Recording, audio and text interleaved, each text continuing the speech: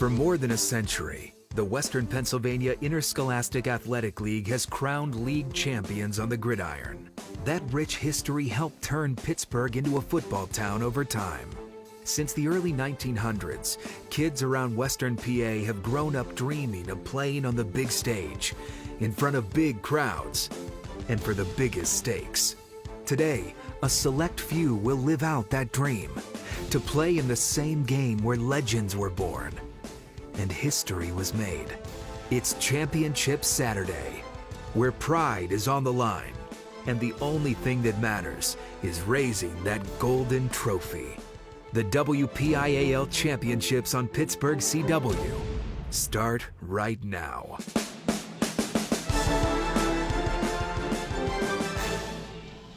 Good evening, everyone, and welcome to the 6A WPIAL Championship game presented by UPMC Sports Medicine. We have the two top teams in 6A going head-to-head in what is a rematch of a game won by Mount Lebanon earlier this season. They're 11-0, ranked number 1. Central Catholic, the Vikings, are 9-2 with two great head coaches, Bob Pompiani and Chris Snyder. We're live on the field in Norwin here in Irwin. It's a beautiful facility. It's a beautiful night. It's got to make you think back to the days you played. Perfect night. November football, cool, crisp night, two great teams. I'm excited to be here, and I anticipate a great game tonight. It should be a great game. It was the first time around, even though it took 2 days to complete because of some weather. Let's take a look at the bracketing here and how these two teams got here. Again, a limited field in 6A, so they only had to win one each.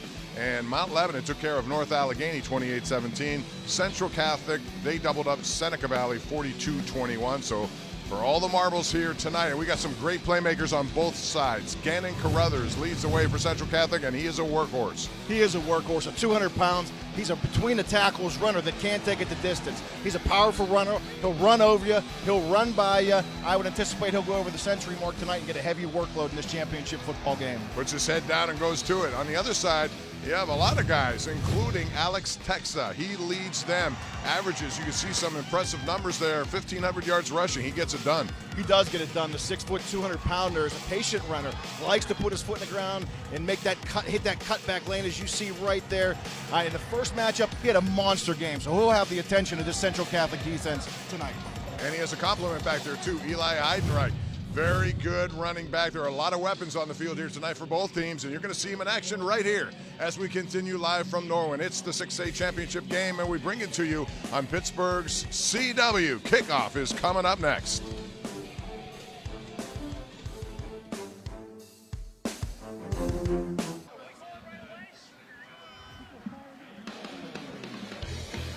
High school football on Pittsburgh CW is powered by Dunkin', the official coffee and donuts of the WPIAL. The WPIAL runs on Dunkin', and by CCAC, now enrolling for January 2022, and by Remax Select Realty. Find your home.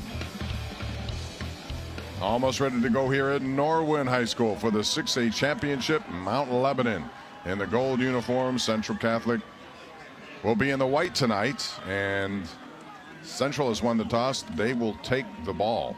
And right off the bat, we'll get a chance to see their offense. And we have two outstanding coaches here. Chris, when you talk about the two of the best in the game, you're going to have to dig deep to find two better ones than these guys. But Terry Totten and also Bob Palco. Yeah, 14 championships between the two of them.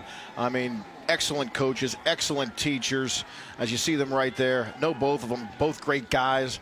As we found out earlier, they were both coached together, cut their teeth together at IUP, which is really neat.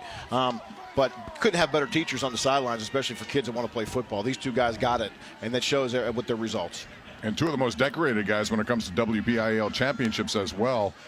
Bob Palco with 8 of them at West Allegheny, looking to bring Mount Lebanon back. They haven't been to this game in over 20 years. And now it's time for Chris's Keys to the Game, brought to you by CA House Music. The keys to the game are what, Chris? Well, for Central Catholic, it's about bottling up the splash. And what do I mean by that is they got some home run hitters on this Mount Lebanon offense. Heidenreich, Texa, and then Daniels at quarterback. They've got to bottle them up, make them earn yards and touchdowns, no big plays. And for Mount Lebanon, it's about improving efficiency on that offense. Last week, only one offensive touchdown. Their touchdowns came via special teams, interception, defense. So they've got to be really efficient on offense because they have the playmakers to do it. They certainly do.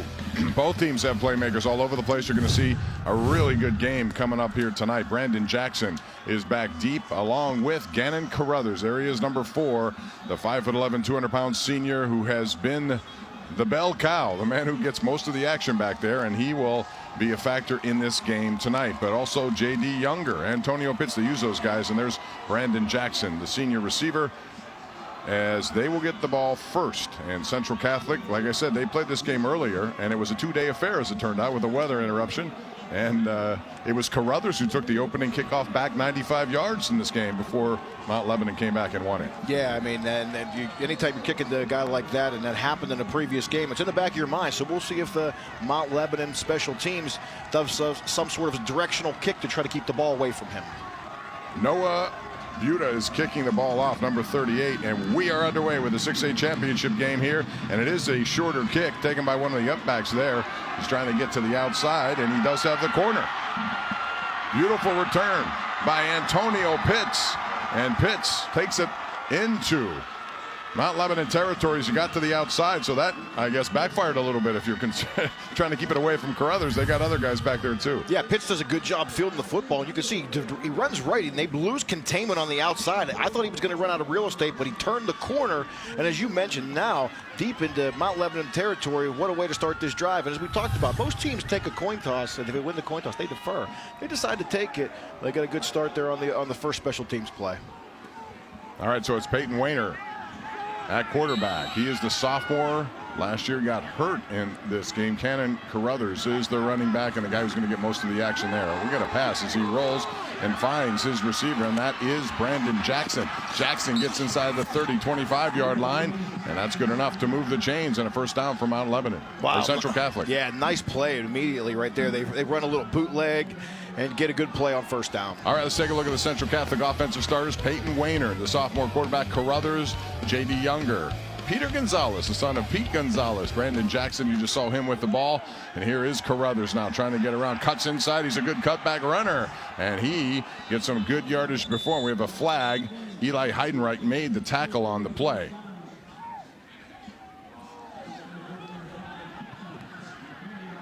And they're talking it over down there.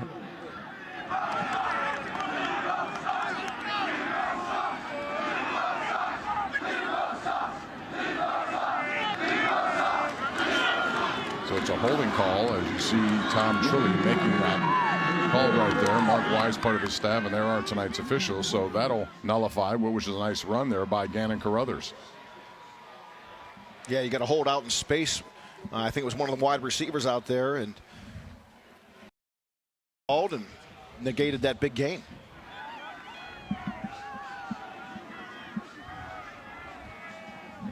All right, Josh Altsman, the tight end, into the game, number 19. Keep an eye on him. They utilize him in that position there. It's Brandon Jackson in motion, and now it's Wayner keeping it, and not much available. Well diagnosed there by Mount Lebanon. Again, it is Eli Heidenreich who makes the call, and now it's time to take a look at the Mount Lebanon defense. Grayson D, William Harvey, big play there. Owen Halter, along with Tommy Boehner. Jack Smith, number 7. Charlie Pellegrino. King Ward, Texa, Heidenreich, and Matt Wirtz complete that. And here we go again. This time, Wayner up the middle. Gets to the outside, gets a block from Carruthers, now slides inside the 20, and that's a smart play as he gets close to first down yardage. And a good play by the sophomore quarterback, who this year has 16 touchdown passes, 2 interceptions, and he's very good. 64% completion rate when he does pass. This is not your typical Central Catholic team right now. They're going tempo and out of the shotgun. Tempo, 3rd and 4. And now a flag comes flying.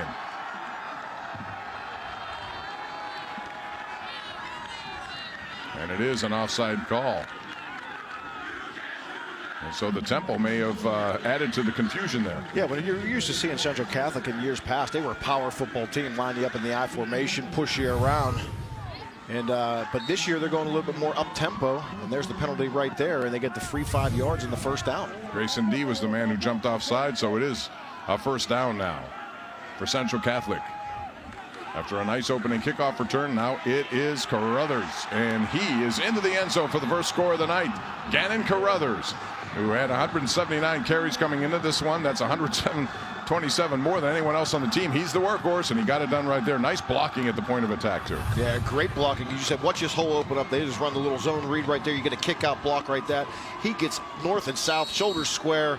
Easy run through that hole for Carruthers, adding to his touchdown total, and it benefits them. They took the opening kickoff, and they made it pay there on the opening drive. Tanner Fuchs had a big block there, again, to free him. Point after is good, and an impressive first drive. Central Catholic wanted the ball. They got the ball, and they took it all the way down and scored 7-0. They have the lead early. Mount Lebanon goes on offense for the first time tonight when we return to Norwin.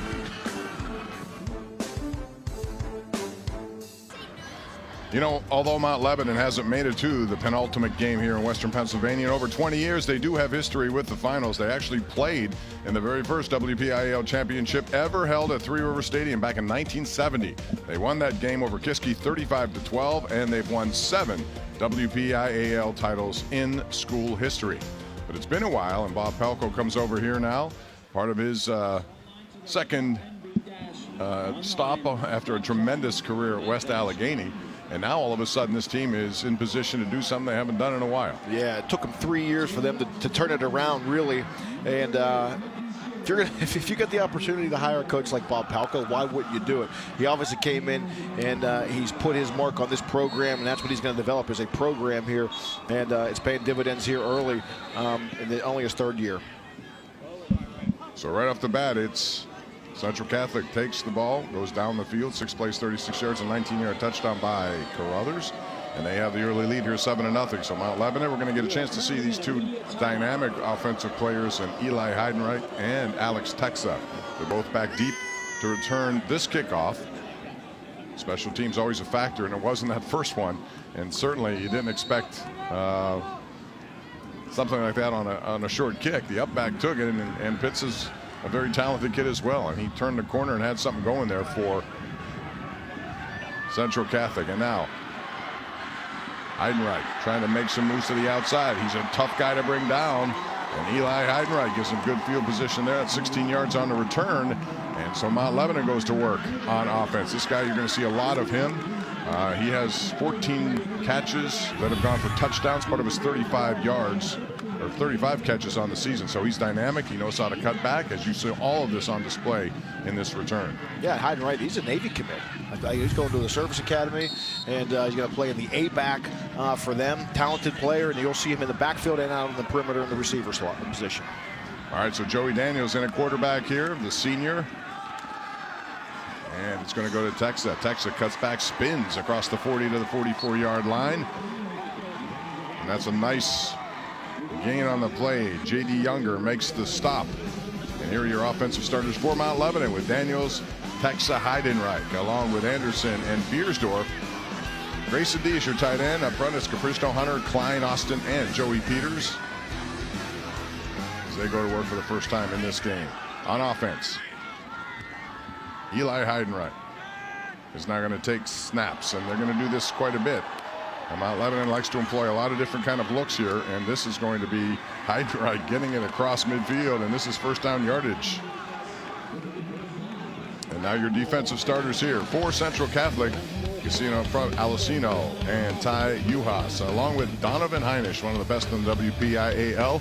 You go right down this list.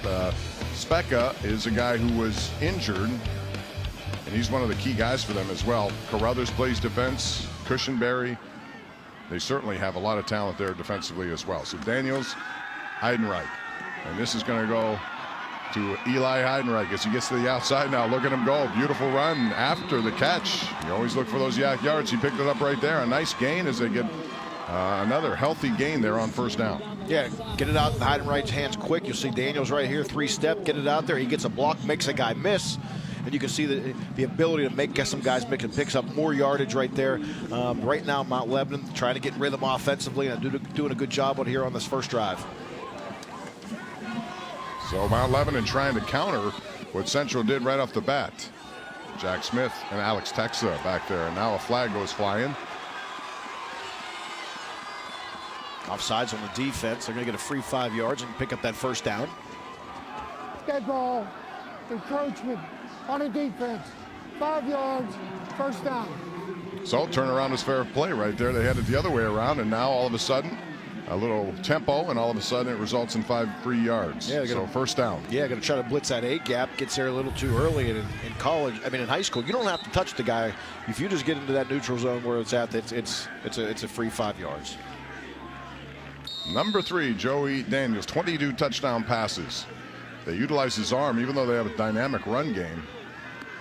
They can do it a lot of different ways. For Mount Lebanon, now a quick hitter goes to Heidenreich. Heidenreich with a blocker downfield across the 20, close to the 16-yard line, and another big pickup right there. J.D. Younger brings him down, but not before.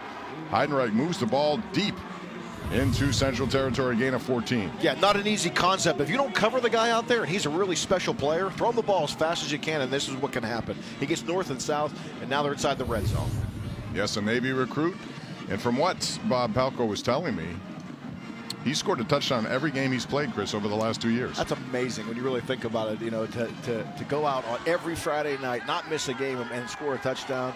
Good for him, man, and it's paying dividends for him. And with that offer he's got. Now it's Jack Smith who takes a direct hit, and this one is diagnosed beautifully by Ty Yunus, and he makes the tackle there for a beautiful defensive play. Let's go downstairs. Our third member of our crew is Rich Walsh standing by. Rich? Guys, 2 legendary coaches in this matchup, and you don't see a coaching matchup like this too often, especially in a WPIAL title game. It's actually the most WPIAL championships between coaches ever in a WPIAL championship game. 14 WPIAL titles between the two. And by the way, a side note here, these guys go way back. Actually, their first coaching job at IUP, they were roommates. Palko was a student assistant, and Totten was a grad assistant. Guys?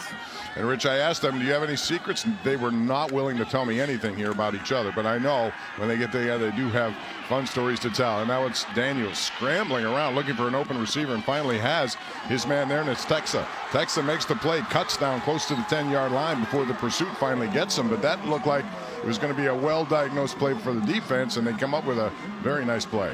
Turns into a little backyard football. I mean, his first 2 reads, he was trying to go left.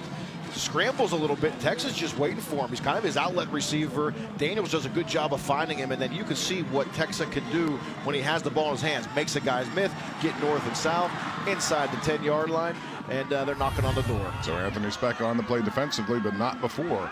They come away with a big, healthy gain right there. Up the middle it goes to Texan. This time nothing doing. And a good play right there defensively. Good job by that defensive front. Malachi Missouri, coming in there and making some penetration and getting a stop. We're going to have a 4th down play here. What will Mount Lebanon do? Well, it looks like they're going to be in a mode of scoring as much as they can. So they're going to go for it 4th and 2 now with 6:29 left in this first quarter. 7-0 Central on the first possession.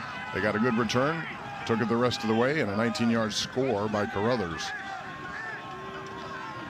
So now it's Daniels getting another call in from the sideline. Texa in the backfield. And it's going to go to Texas, trying to get some extra yardage after being hit. And a beautiful play there defensively by Malachi Missouri, but it depends on where they're going to do it. Does it look like they have it? I think they got the first down. But it was a good effort right there after he was hit. Yeah, hit in the backfield behind the line of scrimmage. You could see the balance, though, that Texa has right there to kind of just drag him along, and the strength that he has to take the defender with him. Good play by Missouri, just a little bit better play by Texa right there to get the conversion. And the tempo continues here for Texa, and that's a very good play after he was hit. It could have been a loss. Texa gets it again. Dragged down from behind, but he gets close to the goal line right there. And that is Alucino, who falls on top of him, but not before they come knocking at the door here now. Boy, this game is going to be a really good battle in the trenches. You can see both these teams are playing downhill, and they're coming after each other. And it's going to be a tough one in the trenches tonight. Who's going to be tougher? Who's going to create the holes is going to determine this game. It's going to be won and lost at the line of scrimmage. Some really good, talented defensive players here, too. We'll talk about Anthony Speck as we go along, but right now it's Texa, and he's going to get the call, and he's going to go in. Alex Texa scores to counter the touchdown by Carruthers. We talked about both those guys in the opening, Chris, and right off the bat, both have made a remarkable contribution to their teams. Yeah, impact on the game, the direct snap out of the Wildcat. You can see the field Texa has for running the football. His 18th touchdown here rushing this year. The 6', 200-pounder. He's a senior. He knows the importance of this game. He smelled the goal line, and he got there. You can see why it's very difficult to try to defend this team with both Heidenreich and Texa, and the kick is up and good. They combined for 229 yards per game and 29 rushing touchdowns combined. So that's a 10-play, 64-yard drive. 4:52 off the clock, and it's 7-7 with 5:11 left. First quarter of the 6A championship game. It's Alex Texa who converts, and we are tied at Norwin.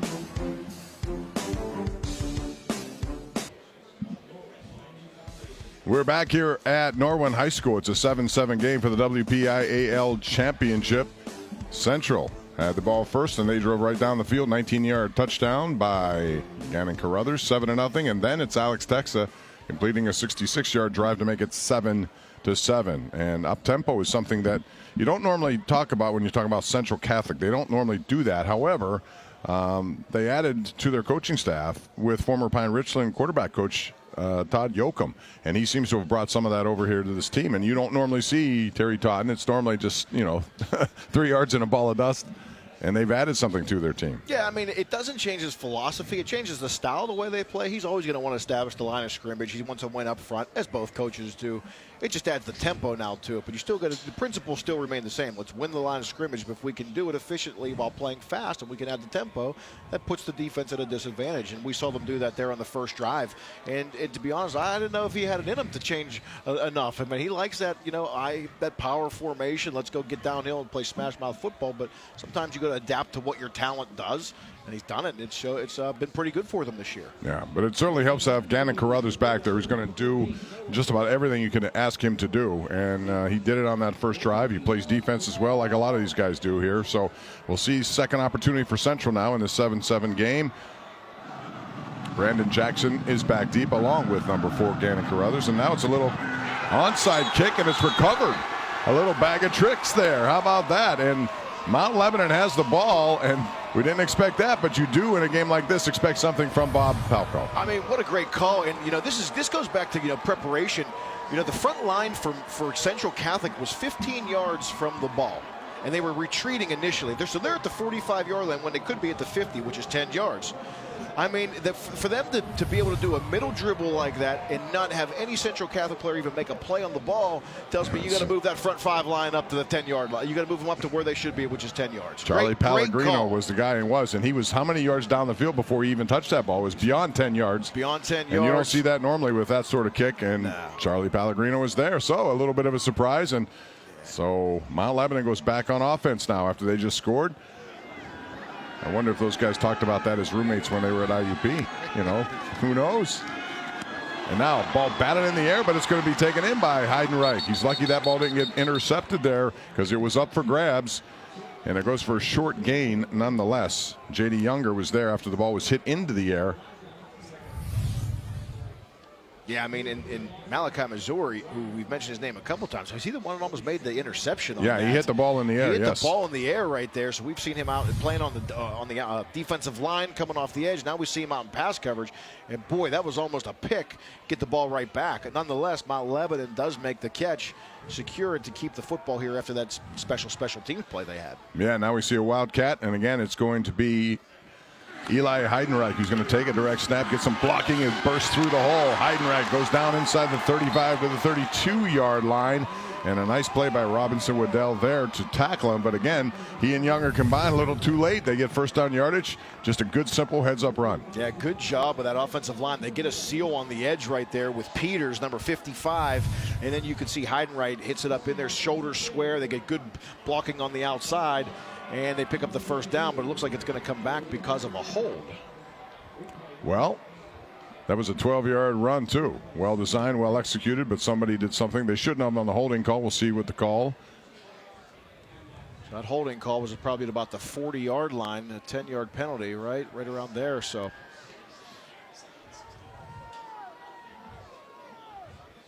that takes what would have been a first down and moves it back at the point of attack, 2nd and 16 now.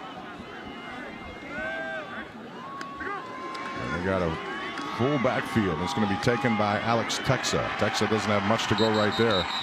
They show you a lot of looks, does Mount Lebanon in the backfield, and you never know who's going to get the ball. They spread it around pretty good, but Texa didn't have anywhere to go there, Chris. No, he was going left, and you can see how kind of patient he's got to be right there and try to hit that cutback lane. But guys do a good job defensively filling the gaps. Heinisch and those guys, and they do a good job of filling the gaps. There's Heinisch, the Notre Dame recruit, following in the footsteps of his brother, who's currently at Notre Dame.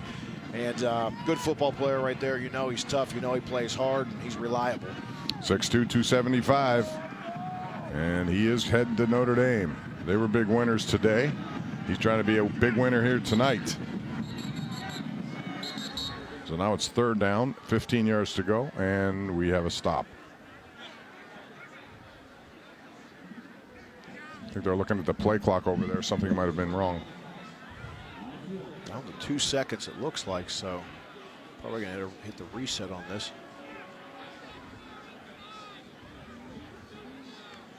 Boy, after you get the special teams, great play on special teams, you know, to recover the onside kick, then you get a good run.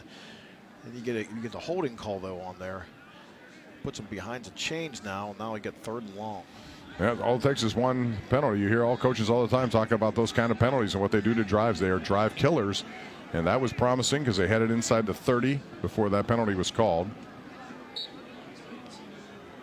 So they start the clock again as we approach 3 minutes left in the first quarter. 7-7 game.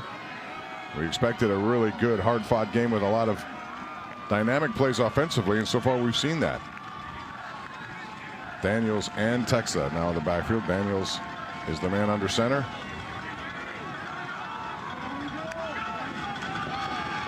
And he's looking down the field. Good coverage so far. He rolls right. Daniels now throwing the ball. It's out of bounds. Again, good coverage play there by Central Catholic. He didn't have many options, and he threw it away. Yeah, he missed his initial read. He had his receiver like hiding running right down the middle of the field. If he could have been in rhythm to make the throw, but he got flushed out of the pocket and then throws it away. So they get the special teams. Great play. And the penalty negates it. And now they're going to punt the football away. So they stole a possession, but no result for it. All right, so it's Brandon Jackson back deep as he'll receive this punt. As what was a promising second drive for Central Catholic, or for Mount Lebanon, I should say, results in a punt. They were knocking on the door, but penalties will do that. And now the kick here by Noah Buddha, and this is going to be hit and fumbled, but right back. It was a muff situation there by Brandon Jackson, but he falls right on it. Fortunately, did not get away from him. He does recover, and Central Catholic goes back on offense now. Yeah, dodge a bullet right there. Fortunately, the ball didn't bounce away from him. Gets back on it. Mount Lebanon would have had a red zone possession on a turnover, you know, on special teams. And that's one thing Mount Lebanon has done very well this year, has been really good on special teams. Last week with a punt return, we see them this week with the onside kick and almost a recovery there. But so you got Central Catholic coming back on offense for their second drive. See what they do here and see if they get back to that tempo like they did on that first drive. Peyton Weiner at quarterback. Hands up the middle, not much there at all. Mount Lebanon's defense limits the gain, and it's going to be 2nd down and 9. And they do have some big guys up front who get the job done when given the opportunity, and certainly they're mindful of Gannon Carruthers, who scored earlier. He's going to get a lot of the carries there. Yeah, they do have nice size up front with Alessino and Fuchs and Primrose and Nugent and Fontana on the offensive line. Good size, and they do get a push. As you saw, they dominated the majority of opponents in 6A. This time it's Carruthers, and he's going to get first down yardage and more. As he gets into the secondary, Heidenreich is there to make the stop, and not before he gets that first down yardage. That's a gain of 10 yards. Man, what a great run. Look at the hole right there. He sees it, gets through it, and then he gets physical at the end of this, finishing over his pads, taking the defender down, running him over there for a good gain in the first down. Here we go again, up tempo, this time nothing doing. And that is Connor Young, who comes from behind and makes the stop there on Carruthers. But in the previous play, Tanner Fuchs had a big block to open that hole. He also was the guy who sprung him on the 19-yard touchdown. So he's only a sophomore on that offensive line for Central. Yeah, you see Carruthers right there. You know, when he gets north and south and vertical, I mean, any running back that gets north and south and vertical quickly, results are much better. Here he goes wide, he gets strung out, and no gain. So now it's Weiner looking for instruction from the sideline on a 2nd and 12 play. Well diagnosed there by Mount Lebanon. A quick hitter, and it goes to the outside. It's going to be a short game. Nice tackle in the open field right there. Peter Gonzalez is the wide receiver, the sophomore, who had 16 catches this year, but he didn't have much room after he caught the ball. Now, 3-step drop. You get a little hitch route right there. Good throw, good catch. Easy pickup there. Puts him in a much more manageable 3rd down for Peter Gonzalez. Matt Wirtz was there to lock him up, and a good open field tackle. And you see, of those 16 receptions, 4 have gone for touchdowns. And he is the son of Pete Gonzalez, who used to play at Pitt. I think you I remember know him very well. I think I know him. I think I shared the backfield with him a couple of times when we were at the university together. He's a good golfer, too. I know that. Both of you are. As we move along, and there is a negative play there by the Mount Lebanon defense. Beautifully done by Jack Smith. The linebacker, the senior, came in, and there was not much available there. Yeah, off the edge right there. You can see that's more of a cover shack, I think. I mean, he had time to throw the ball. No one open down the field. Jack Smith comes off of his block after after Wayner steps up, makes the sack, forces this punt. All right, we've reached the end of the first quarter now. Back and forth we go. It started with a touchdown by Gannon Carruthers. Alex Texa tied it up, and that's where we are after 12 minutes. It's 7-7 in the 6A championship game as we continue live right here on Pittsburgh CW. Hey, the WPIAL Championships on Pittsburgh CW are brought to you by First National Bank, the official bank of the WPIAL. Let's get started.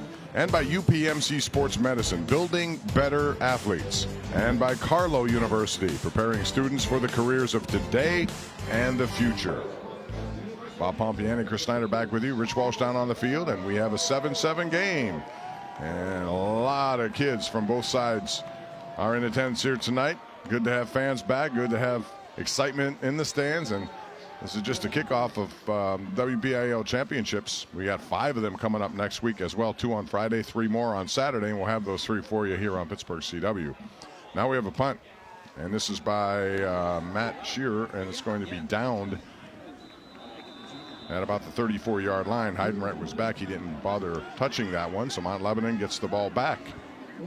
And they'll go to work trying to take a lead here for the first time tonight. Central Catholic came out, in case you just missed it, and joined us. Well, they took the opening kickoff. Nice return by Pitt. Set up a touchdown by Carruthers as he scores from 19 yards. And then it was Texa completing a long drive by Mount Lebanon as he gets a 2-yard score. And that's where we are right now at 7-7. Joey Daniels at quarterback number 3.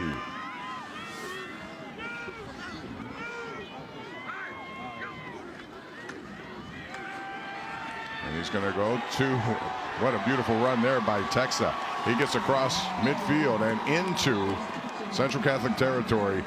He's a very talented guy. Made a quick cut right at the line of scrimmage and gains 22 yards. Yeah, you know, this will drive a coach nuts. Watch, the guy's in position to make the tackle right there, make a guy miss. And then Texa, that's what he does. He gets into the secondary and he can get north and south. And a big gain there for them on first down. You can see his numbers. Almost 9 yards per carry, 1,500 plus on the year, 17 touchdowns. And he, along with Eli Heidenreich, make it very difficult to stop this team, which is ranked number 1 in the WPAL and undefeated this year. Once again, it's Texa to the outside this time. Gets a block by his wide receiver. Now cuts inside the 20. He's inside the 10, down to about the 7-yard line. A beautiful run. Robinson Waddell was there eventually, along with Keith Cushenberry, but it was too little too late as number 5 gets big yardage right there. And yes. That's a gain of 40-plus yards. Yeah, zone read, and you can see they get the edge sealed again. They get blocking on the perimeter. Then Texa does a good job of getting north and south. You can see right here, he's trying to split the defenders. And when you do that, it gets another 5 yards added on after the contact. And now they're inside the 10-yard line. And this is where it's tough now. You have Heidenreich back in the game. They come at you with a different amount of looks, and you just pick your poison here trying to stop these two in the backfield. It's Heidenreich with a direct snap. Gets a block from Texa, cuts to the outside, but a good play at the end of that denied him more yardage. So really difficult challenge if you're another team trying to stop these two. Yeah, I mean, in Texa and Heidenreich, really similar. I mean, both 6 foot. I mean, one's 200, 180, but their skill set obviously is really similar as far as, you know, their athletic ability and what they can do. Heidenreich, you know, obviously plays a little bit more on the perimeter because Texas in the backfield, but interchangeable. You know, these guys are interchangeable, and they're both dangerous when they have the football. Now, once again, it's Tex up the middle, trying to get that yardage close to the goal line. Or Heidenreich, I beg your pardon, or was it Tex? I can't. We have a flag on the play once again, and that may go against them. Illegal line, 5 yards, repeat the down. So you got a legal formation. Back them up 5 yards. Replay the down. Now, if you're the offensive coordinator here at Mount Lebanon, all you've done is you've stretched the field a little bit. You have more options. You know, I know that they're running the football, but now you have a little bit more. If you do want to open up the playbook and throw it, you got a little bit more room behind there. But the way they're running the football, you stick with what I can't see them, you know, not just running the football and stick with what's working right now. They have 3 wides in the game, but they have Heidenreich in there now taking the snap. And he's going to pass it along to Texas. Texas gets down to about the 5-yard line as they give you something new right there. Malachi, Missouri was there to make that stop. A lot of different possibilities from that formation because they do throw the ball. When Joey Daniels is in there, they've had 22 touchdown passes this year. Yeah, and Texas right there, I mean, if he actually gets that swing pass and he stays to the outside, they had 2 defenders covering 3 outside. They had him double teamed. And instead, he decided to cut up. And I don't mind that he gets north and south. But if he stayed outside a little bit, he could have got to the pylon easily for a touchdown. Daniels back in the game now, the senior, 5'9", 180. Beckham D also in the game now. And this is the throw, and it's going to go for a touchdown. Brendan Anderson is there. That almost looked dangerously close to being picked, too. He threw it into some pretty tight coverage. But Anderson, the senior, makes the reception. Touchdown pass from Daniels, and Mount Lebanon has the lead. Boy, he got 2 receivers running the same pattern on the outside. They run 2 whip routes. They come in, that's like a post corner, but they're staying flat, and then you want to throw that down the line of scrimmage like Daniels did. He squeezed it in there for that play. Dangerous, but he got it in there. Good route, good throw, good execution for Mount Lebanon. It really was, and there's Buda with the point after, and it's good. And Mount Lebanon has come storming back now. And they have taken the lead there on a 6-play, 34-yard drive. Couple of minutes in the books there. Big run by Texas set the whole thing up. 14-7. Lebo has the lead over Central Catholic.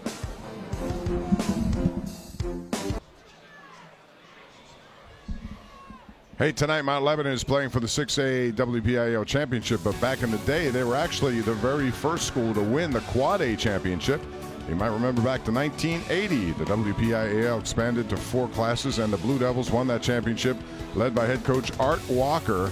Now his son, also named Art, has since won multiple titles at Central Catholic and North Allegheny. That's quite a lineage there with the Walker family.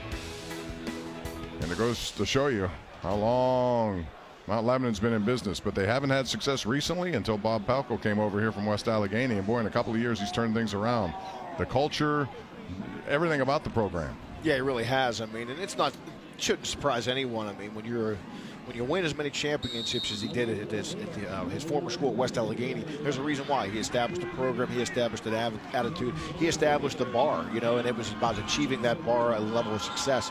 He's already done it in 3 short years here at Mount Lebanon, and don't look for them to go away anytime soon. I'm sure as long as he's there, they're going to be really competitive. First had a chance to coach his son at West Allegheny, and now we have a little reverse action here, and it's going to go across the 40, and he still has an opportunity to go on this play for a nice return there. That's 48 yards on the return, and again we've seen some razzle-dazzle here, and that was number 9, Liam Kernan. This is all film study, you know.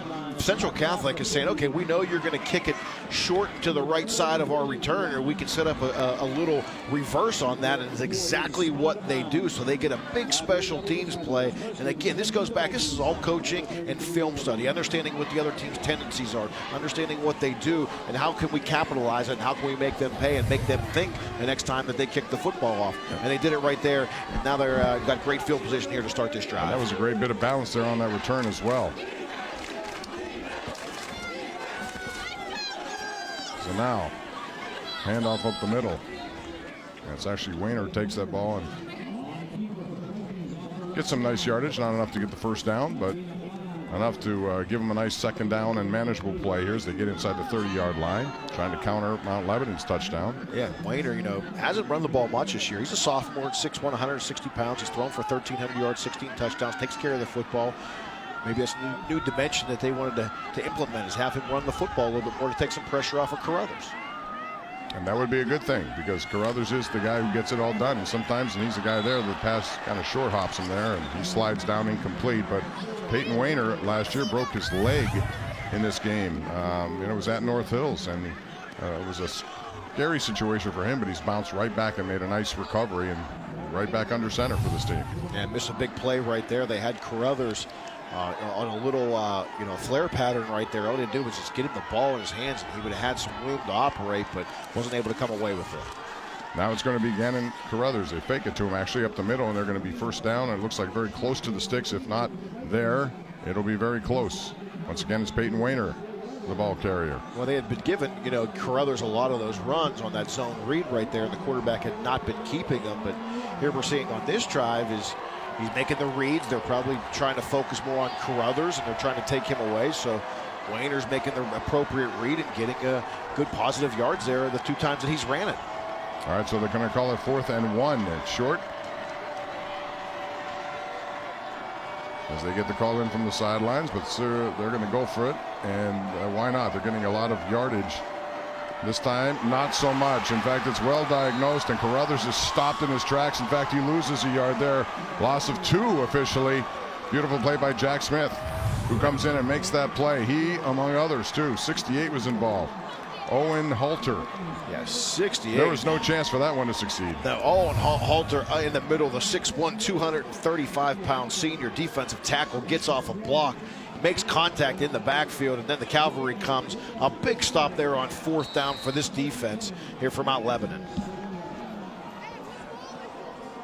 Just when you think they were going to put together a nice, they thought they had the first down call on the previous play, and it was just marked short. You expect Carruthers to get the call, but then again, everyone did. Yeah, I think everyone did. And again, in that line of scrimmage, who's winning it up front? And you get penetration like that, make the tackle. Obviously, it's a game-changing play. All right, we go with Texa again, and he cuts across the 35. Gets very close to first down yardage there. A nice gain on the play. Missouri is there to make the tackle, but not before Texa gets some very healthy yardage. Yeah, solid job right there, making a good read, being patient. You see Texa lets the blocks develop inside. Looks like he wanted to cut ups inside initially, bounced it to the outside. He got the blocks, got to the edge, and moves the chains. Texa having a good first half. He really is, and he is a guy who has put up big numbers, almost averaging 9 yards a carry. You put him in there with Heidenreich as they are right now. That's a tough 1-2 combination. Combined 29 rushing touchdowns this year, so they know how to get things done in these situations. That's going to be enough for first. They had the first down, so it's good to pick up there for 3 when it looked like nothing. Liam Kiernan, number 9, who had the return on the previous thing, makes the stop there for Central. Yeah, Heidenreich really, you want to talk about effort right there. He should have been tackled at the line of scrimmage. Looked like he was tackled at the line of scrimmage. Somehow squirts out of the tackle and picks up 3 yards. When you've got special players like that, they find ways to do just little things like that, make a difference in football games. So 2nd down and 6. And Heidenreich, as we talked about, he's going to the Navy, and part of the reason he committed because of the family tradition there. He said his grandfather and uncle both served in the Navy. So that's something that's been on his to-do list, and he's going to get the opportunity to do it. And they got a good one there. Now it's Texa. Beautiful run to the outside. Texa is going to the 30, the 20, the 10, and they're not going to catch him. Alex Texa, 59 yards all the way to the house. He got a good block to the outside, and then he turned it on. He can show you the strength, he can show you the speed, and he showed both on that play right there. Wow, what a good job by the offensive line. They blitz the A gap, and they pick it up. A lot of times they would let that guy would run right by and make the play. Texa gets the blocks from the line the line of scrimmage for those guys. He gets to the outside, and then you can see the speed that he has. Outruns every defender for that touchdown. A great job by that offensive line, and Texa, he's going to get all the accolades, but let me tell you something, it was set up front with that offensive line. And the tight end got involved as well, a good seal block as well, so That's how you improve the score to 21-7, by getting a big play. And those guys are both capable, boy, and showed the speed there. I knew he's strong up the middle, but he can outrun people too. Yeah, big solid kid. But remember, they get to stop on fourth down, the defensive stop on fourth down, and then the offense makes them pay with the big play from Texa. 3 plays, 73 yards, only a minute 30, the 59-yard touchdown run by Texa. A good job by this offensive line. Right now, man, they got things rolling. We'll take a look at it again, Chris, and we'll see some of the blocking that took place on this play to the outside. Yeah, the A-gap pressure by the linebacker gets picked up, and then you can see he's got a hat on a hat outside right there. Finds the crease, and then it's just down the sidelines. He's got great speed. No one's going to catch him. But again, I believe that was set up because the A-gap pressure that Central Catholic brought was picked up. And that means that defender's caught inside. They've got 3 blockers on the outside. They pick those guys up, and he does the rest once he gets into the secondary. Charlie Pellegrino also made a nice block to the outside there too. So once he got that seam, that was over. He was just going to turn it on, and he outran everyone. 59 yards. That's how you make 73 yards of real estate go away in 3 plays. And 21 unanswered points now by Mount Lebanon, trying to remain undefeated. They're 11-0 coming into this. Central Catholic and Mount Lebanon met earlier, and it was a game interrupted by rain, but there were some big plays on both sides of it, and it could have been, I think it was a little closer what the score indicated, but Mount Lebanon got the win. And now a shorter kick goes to the up back. Not much doing there, across the 30 to about the 33-yard line, and that's where Central Catholic will go to work, and they need something now with 6:33 left here in the first half. After taking a quick 7-0 lead, 21 straight. And Central Catholic is very familiar with the finals. Take a look at it here. Since 2013, they're there. And when they get there, they normally do pretty good work too. Looking for the three-peat. Now get an incomplete pass right there. This to me right now, you want to talk about a crucial drive in the game. You got 6 minutes and 30 seconds left here to go to halftime. You're down 2 scores, knowing that you took the opening kickoff in the first half, so you're going to give the ball back to Mount Lebanon. The last thing you cannot afford to do right now, turn this ball back over and get a good field goal. You got to sustain a drive. You got to put some points on the board. You got to get out of here only maybe down 14 or 7 points, as opposed to a 3 and out and giving them an opportunity to score some more points before half. Yeah, remember, Central Catholic won the opening kickoff, took the ball, so Mount Lebanon will get it to start the third quarter as well. That's Carruthers as he gets a short gainer there. Short of the sticks here. We'll see what they can do. Boy, both these offenses are so similar with what they do, and you can see Carruthers there. He gets to the edge, gets north and south really quick. Solid pickup there at 9 yards. They went away from him on the last drive, I think, because they were keying on him, but I think they know that they got to feed him the football. 3rd down and 1 now. Inside of 6 minutes left here in the first half. 21-7. Lebo has the lead. Looking for their first championship in over 20 years. And Wayner gets hit immediately back there. Not much going on at all. And that's going to be short. Good job penetration by that defensive line. Number 68 again, Owen Halter in the backfield, creating havoc.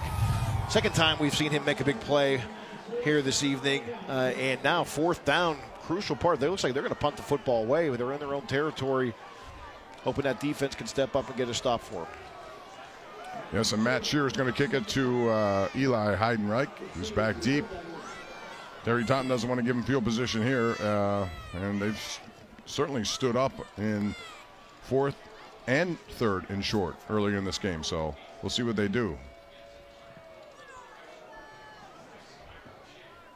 Heidenreich backpedals at his 20, has it, trying to make a move to the outside. Not much real estate there. Good coverage down the field, and that's where we're going to get it.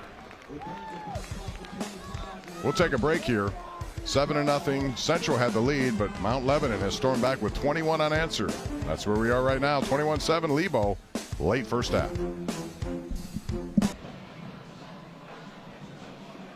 All right, we're back here at Norwin High School. Bob Pompiani along with Chris Snyder, Rich Walsh. 21-7 your score. Terry Totten and company need to get busy here. They had an opportunity, but they were stopped short. Had to kick the ball away. Mount Lebanon really has an opportunity here to make a statement. Boy, they really could. 4:52 to go here in the half. You got the ball. You know you're going to get the ball to start the second half, man. You could could really do some damage here with a drive, a long, sustainable drive here, and with some points, and really open this lead up a little bit further, put some distance between you and the Vikings. And for the Vikings, this is about, they need to get stopped. They need to get a turnover. They need the defense to kind of stand up and make a play with them and get the ball back in their offense's hands here before the half. Central, you know, last year they won the 6A championship beating North Allegheny, but their season ended the very next week because of a COVID spread at their school. They never got a chance to play in the state championship, so they're looking to take this step and then one after it. But first things first, they got to deal with Alex Texa and company. Mackay, Missouri is there to make the stop, but it's a tough assignment because this team comes at you with a lot of different players, and we've seen both of them, number 8, number 5, on display in this game. Yeah, and they're really good at just feeling their way through with the ball in their hands of where they want to go. And they're blocking up front. They're patient, and then they pick a hole, and then they go. 2nd and 7 after a gain of 3. Tex has been the big man here today. The last drive was only 3 plays, 73 yards, but he got 59 of them on the touchdown to the outside. Really led by some outstanding blocking, which paved the way for him to turn on the speed. He gets the ball again up the middle. A nice bit of cutback running to gain first down and more from Mount Lebanon, as they're looking to add to this lead. A beautiful play there by number 5 once again. Man, small crease. He gets skinny, stays square, and gets through the hole. And a solid 5, 6, 7 yard pickup for Texa. Strong running between the tackles for him. We see him, he can get out on the perimeter. And now you see him right there, squeeze through the hole, stay square, and pick up good yardage. Gain of 9 on the play, so they're moving again. First down. And it's Texa to the outside now. Specca makes him turn inside, and they wrap him up after that. So that was a relatively short game, considering what might have been, but a good play by Anthony Specca over there. Yeah, swing pass right there. You see Daniels struggle with the snap, able to get rid of it just before he gets hit. Texa does a good job of making the catch. Small gain, but the ball was thrown backwards. He made the catch. It could have been a negative play, turned it into a positive one. So Mount Lebanon on the move once again, 2nd and 8 after 2 yards on that last pass reception from Joey Daniels to Alex Texa. The thing that's tough to do if you're playing against them is Texa gets rolling, and then he gets a spell, and all of a sudden you got a fresh Heidenreich. And this time it's Texa again trying to make a man miss, and he did with a nice little stutter step, and a flag comes flying in late on this one. But again, he has that ability to make a quick move at the line, and boy, picks up about 4 extra as a result of that, but we'll see what the flag is. Yeah, he's getting to the edge so easily, too, as we see. A block in the back on the offense. We're going to repeat the down, 10 yards. It's a spot foul. So it was thrown right where the tackle took place, so it must have happened right at that tackle point here. You see the hand up high there. I think they're calling it on. I thought it was on the receiver on the outside, but it's hard. Yeah, but it's hard to tell on that look. Yeah, I'm not quite sure there was a block in the back, but nonetheless they called it. So instead of a first down, a 2nd and 13 now, and those penalties are killers when it comes to drives like this. Direct snap goes to Eli Heidenreich. Not much doing there as he gets to the 40-yard line as they stop the clock with 2:33 left.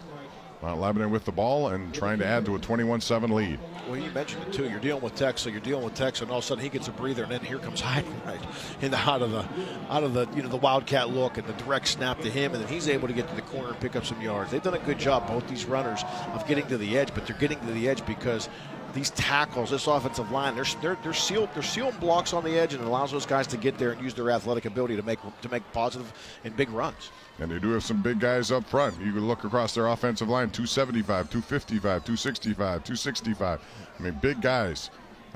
And most of them are upperclassmen. In fact, all but one starter is a senior. So they've been together for a while, and I think that cohesion certainly shows with these two guys in the backfield. There's a pass and a beautiful completion right there. It's a number 2. That's the Heidenreich, actually. Out of the backfield. He can do it in a lot of different ways. Catching passes, he could run the wildcat, he could run. And a nice throw by Joey Daniels. Yeah, and it starts up front, though. Look at the protection. He's got all day to throw the ball. He stands tall in the pocket. Heidenreich does a good job of getting downfield, gets into the soft spot. He doesn't run through it and cover himself back up. Sits down. Daniels finds him, and they get across midfield for the first down. And that's 16 yards on that first down throw. Daniels now rolling to his right. Pursued, throws, Texa. And nice tackle there to the outside And it's Malachi, Missouri, who wraps him up. But still, just a couple of yards there. And again, it takes an open field tackle. And if you miss him, all of a sudden there's more yardage down there. So, and these guys are tough to tackle in the open field. Tough to tackle in space. You know, they're elusive. They're strong. They're physical whenever they've got to be, and they got speed. And just a simple play like that, you get the ball, flip it out to him in the flat. He picks up a solid, 3-4 yards. Positive play. And we've said Malachi Missouri's name a lot tonight. We've seen him off the edge. He's now in coverage against Texas. He's been all over the field. Nice blitz pick up there by Texas. And Daniels can't get away from that, though. He picked him up, but there's too much pressure, and that goes for nothing. Younger was there. One of the guys in the backfield made a nice play. But right off the bat, it looked like the blitz was picked up, and here they came. More than just one guy, and there's no room for Daniels. Yeah, that was one of those. That's what they've been trying to do. I've seen them a lot. They were trying to run that A-gap blitz. And, it just makes some havoc in the backfield. And that's exactly what they did right there. And they're able to come away with a sack. And you think number 16 with Anthony Speck in there, he's trying to knock that ball away as he could. And we have a sideline warning now on a late flag that came in. Yeah, J.D. Younger's he was the guy that blitzed. He's coming full tilt and makes that play in the backfield. He's the one's being helped off the field right now, too. Yeah, he got injured on that play. And again, they were trying to strip that ball, doing anything at this point to try to get that ball loose. Late in the first half, down by 14. They need something to happen here, and turnover would be something that they could utilize to their advantage. Yeah, right now they're just trying to get out of this half only down 14. I mean, 1:03 to go. You don't want to give up any more points, especially with that possession they're going to get in the second half to start with. Can't afford to get any more further behind. So we had one more second there. And those seconds matter. In this game, yes. It matters. You want to take advantage of every second you have, especially if you're Central and you're down. If you can get the ball back here, you never know what can happen. It's 3rd and 12.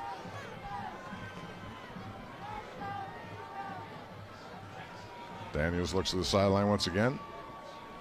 2 receivers over there, Brendan Anderson and Michael Beersdorf. Daniels throws. Has a man in the middle of the seam again, and it's a beautiful throw. And that one is to Jack Smith.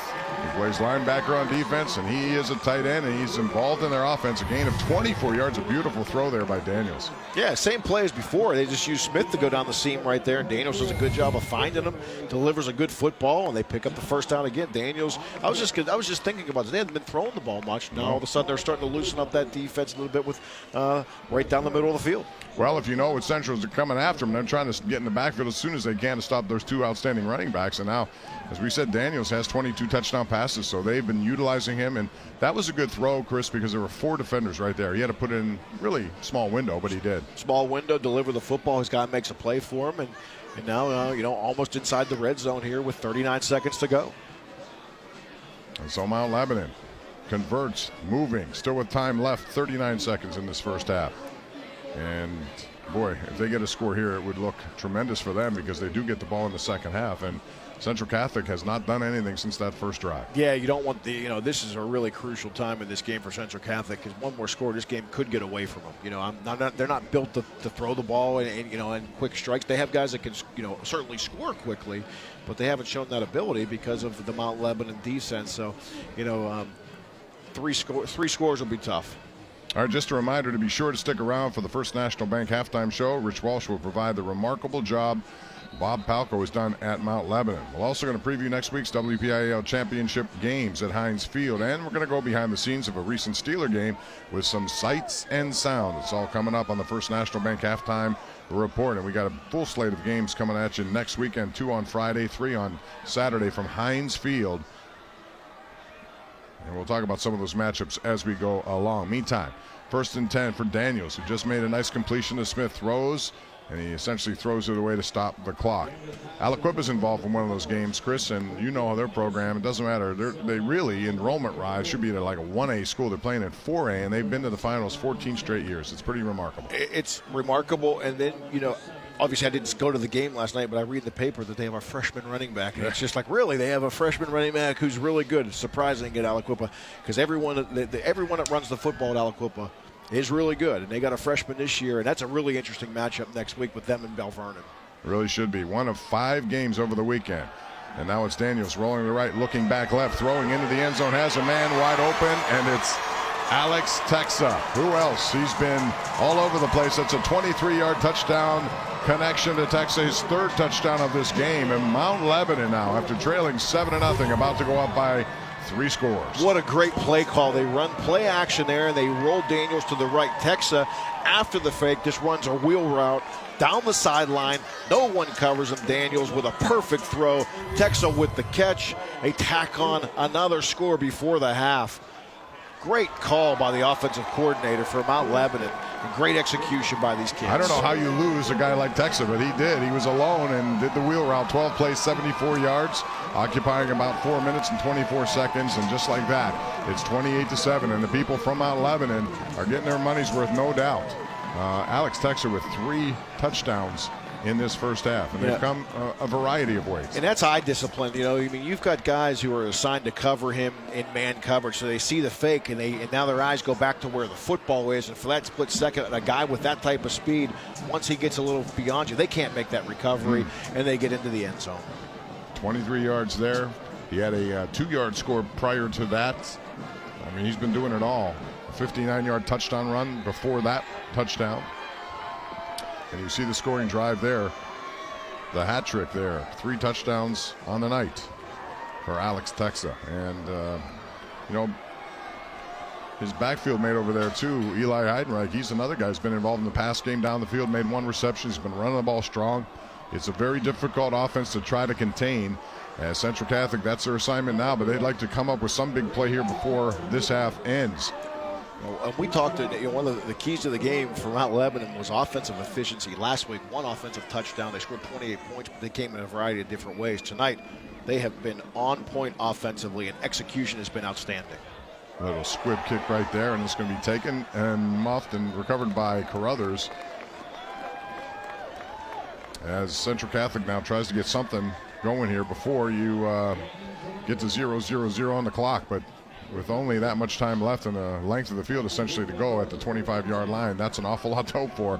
But they have to regroup and come up with something in the second half, most notably stopping this Mount Lebanon offense. Not an easy assignment. Not an easy assignment with the playmakers they have, and right now they're going to have to regroup at halftime. And the game's not over by any stretch of the imagination. 21 points, they can certainly come back, but they've got to regroup and make some adjustments. Terry Totten has been involved in a lot of these games, so he knows how to do that with the adjustment game. And this is the dump off, goes to Carruthers, and he gets across the 40 to the 43-yard line. And they're looking for a flag there at the end of that. That's a 19-yard pickup here. With 10 seconds left in the first half. Not a bad play there for Central Catholic to get them out towards the 44-yard line. And now a flag comes flying. Bottom of your screen there.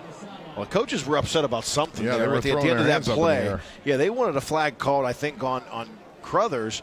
And here's what's going to happen is they're going to end up calling. They're going to call a flag on. We have an unsportsmanlike on the coach, 15 yards, first down. Well, you know, it's interesting because now I think I heard this, I could hear it here. You're not allowed to hurdle in high school. Right. They had one of those calls earlier in this game, I think. And I don't know if that's when they met for the I very don't know first if they time. were talking about that. The hurdle, or if there was something else after the play. But here you go. You get one play. You get up to the 45-yard line. Now you get a 15-yard penalty. Now you're inside in Mount Lebanon territory here, just outside the 40-yard line. You got 16 seconds to go. Now you're thinking, man, we got to try to get some. We could get some points on the board before the half, and just steal a little bit of momentum, just a little bit of momentum going into the half. That could be critical, that penalty, depending on what happens here. But it looked like Mount Lebanon wanted a call on Carruthers. Yeah, I don't know what it was for though. I don't either. But Bob Palco was very animated. Let's just put it that way, and didn't stop until he got a flag called against him. Yeah. We'll see how it plays out. If that penalty does hurt them, and allows them to put some points on the board. But you got to like the enthusiasm and the passion that Bob Palco brings. You're up 21 points, and you're coaching as hard as you were if you were 0-0, right? And he believes in this defense, which has done a good job all season long. 1st and 10, and they're going to go for a home run ball, but this is going to be overthrown into the end zone. It was intended for Vernon Settles. Yeah, and I think Wayner, he wanted to get the ball. He wanted to get rid of the ball. I think he could feel the pressure coming. They brought a blitz off the edge right there, and I think he threw that ball a little quicker than he wanted to, but lucky for him that it fell incomplete because there was a safety that was deep back there was trying to track that ball down. Wayner this time slings it out. No, and has a man and he drops it right there. Had some potential yardage for Peter Gonzalez, and he was looking down the field before he actually had possession of the ball, and that was a nice design. It was set up for some blockers too. Perfect play call. They were going to run the wide receiver screen. You could see the blockers out in front. All he has to do is make that catch, and he's got 3 guys out in front of him. That was a potential right there for a big play, but it's just going to fall incomplete. And could have used the sideline, gained some yardage, set up one more play. As it is, they have 7 seconds left. Trying to get anything out of this on a 3rd and 10 play now from the 41-yard line. And it's Wayner up the middle. He's going nowhere, and that's a sandwich, and that is going to take us to the half. Jack Smith was involved with that. Mount Lebanon very animated as they leave the field, and they should be. They trailed in this game 7-0, but they've come back strong with 4 touchdowns, 3 of them by Texa, their outstanding running back, and all of a sudden now Central Catholic's got a lot of work to do in the second half and a lot of adjusting to do. Yeah, well, I think you said it. That was a strong half of football by Mount Lebanon, there offensively and defensively. Rich Walsh is standing by with Bob Pelko right now. Rich? Coach, how important was it to get that touchdown right before the end of the half, because you're getting the ball back second half? Well, I mean, any points we can put on the board right now is big for us, but it's finally settled down. Defense got the butterflies out, I guess, but they're a good football team, and we've got to go make some adjustments and continue to do what we do. Seems like the execution is there. You have to be pretty happy with that. Did you have a good week of practice this week heading into this game? Oh yeah, we had kids they were dialed in. It was good. It was really good. But we're just making some stupid penalties. Mental mistakes. But it was still a really good week of practice. Yeah, it was good. We'll see you in the second half. All right, thanks, man. Back to you guys. All right, Rich. Coaches are never happy. You're up by 21 and these stupid mistakes. Well, they're always going to find it. This right? is the main man, Alex Texa, 59-yard touchdown. He's had a big day, 3 touchdowns on this game, 28-7. We have the First National Bank halftime show coming up next, right here on Pittsburgh CW.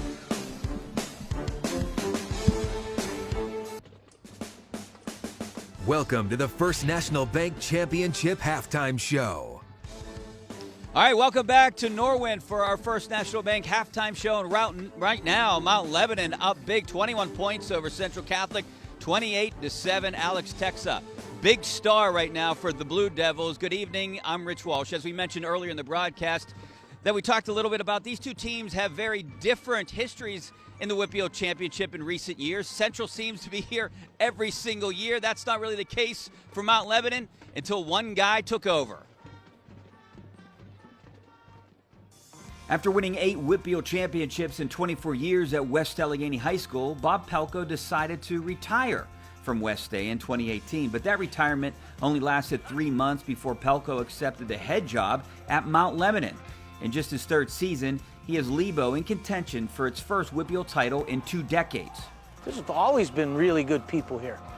It's just, just not used to maybe coaching how I wanted to coach or do things the way I wanted to do them, and then develop that team first mentality. Changing the mentality has been the biggest part of what every new head coach wants to build, a culture of winning.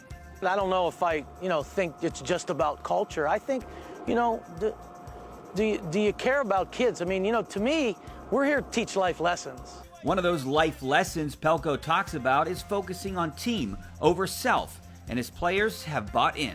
I mean, before Coach Pelko came, everyone was much more worried about themselves, like, what am I going to do? Am I going to get my stats? Am I going to get mine? But now everyone's like, we want to win, we want to get ours as a team, and we want to play together. He's changed everything, just the way we treat other people, the way we treat our teammates, and the biggest thing is he's taught us how to play for each other. Just a brotherhood. Like these guys are my best friends. As much time as we spend here, I don't ever want to leave at night. The seniors on the team haven't just been impressed with Coach Pelko's words, they've also paid attention to his actions. Seeing the way he operates and handles himself every day, you don't question why he's won all the championships he has. He's truly passionate about it, what he does, and he wants the best for you, and he wants he wants to win. And regardless what happens in the WPIAL title game this year, Pelko says he's focused on building Lebo into a perennial contender. We're trying to, be in program mode, build a program, not just, have one good year.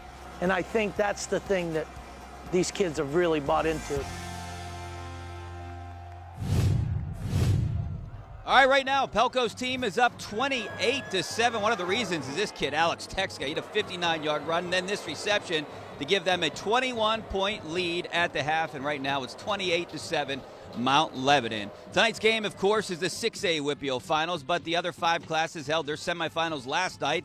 Let's take a look at the Carlow University scoreboard from last night, and these scores are from last night, and tell you who made it to Heinz Field next weekend. Starting in 1A, where it was Upset City, 9th-seeded Our Lady of Sacred Heart beat Rochester by a point, and they will face Bishop Canevin, who beat Cornell 24-7. The single-A final is next Friday at 2 o'clock at Heinz Field.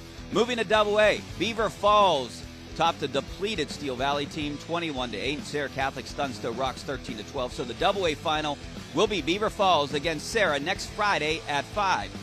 As for the 3A class, as expected, top-seeded Central Valley won big, 51-0 over Elizabeth Ford. The other 3A semifinal, much closer. North Catholic shut out Avonworth 7-0, so the Trojans will face a very good Central Valley team in the 3A final next Saturday afternoon at Heinz.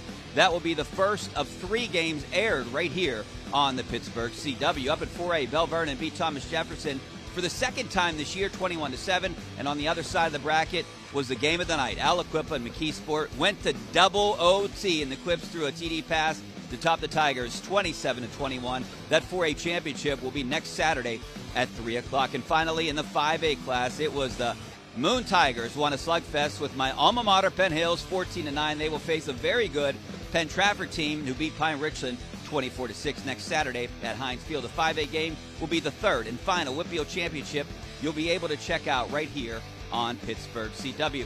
Much like the game you're watching here tonight, our high school football broadcasts certainly are a team effort, and it takes key people, key members of this team to put this all together, and key sponsors like First National Bank. Hello, I'm Ron Donatelli, president of the Pittsburgh region for First National Bank. On behalf of the bank and our parent company, FMB Corporation, we are proud to be the official bank sponsor of the WPIAL. We appreciate what the WPIAL does for student athletes across Western Pennsylvania, and we share their commitment to putting our region's children on a path towards success in school, in our communities, and in life. One way we work to do that at FMB is through our efforts of financial literacy, making financial education available to anyone who wants to better understand personal finances and offering programming that prepares children for a more successful life after graduation. By connecting with students through partnerships like our relationship with the WPIAL, we're working to help young people better understand how to manage their finances, avoid pitfalls that come with poor financial decisions, and plan for a bright financial future. The more informed we are about personal finance, the more successful will be as they work to earn and save money, use credit and debt wisely, and invest throughout their careers and into retirement. At FMB, we put financial education front and center because we understand the benefits for individuals and the greater community.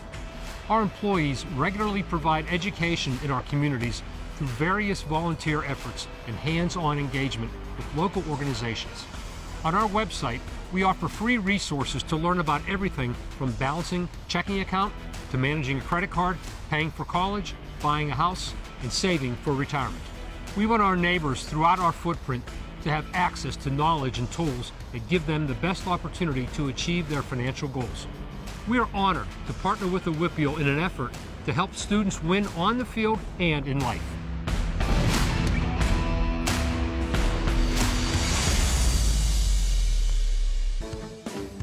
Welcome back to the First National Bank Championship Halftime Show. Welcome back to Norwin High School, and big first half by Mount Lebanon, 28 points, and they're up 21 against Central Catholic right now. 28-7 is your halftime score. And, you know, much like here in the WPIAL, rivals run deep in the NFL. Steelers and Browns was a big rivalry a long time ago. Not so much for so many years. It went dormant, but now it's back again. And with the help of the Steelers Media Productions, we take you inside with some sights and sounds from the Steelers and Browns. Steelers deferring at the top. And that means Baker Mayfield and the Browns will have first possession. We're going to give it to Chuck. Ricks to the outside, back around Highsmith, and he's able to pull off a good run. An ailing Baker Mayfield had the Browns moving on their opening possession. Pulled in by the tight end, first down at the Pittsburgh 22. Pass is complete, and that's to the tight end, Austin Hooper. He's back. He pumps. He's going to be hit and dropped for a sack. Cameron Hayward there along with T.J. Watt. It was like sticking a leg of lamb in a tank of piranha. They were after him that bad. The sack halted Cleveland's march, but it would take more splash by the defense to stop the Browns on their following possession. Chubb is shut down. He didn't even get back to the line. And the Steelers able to make the stop and take it away on downs. That was T.J. Watt making another play. It's all about responding now, Billy. You got to make sure you respond. A nice job by Chase Claypool to pull that in on the comeback. Oh, yes.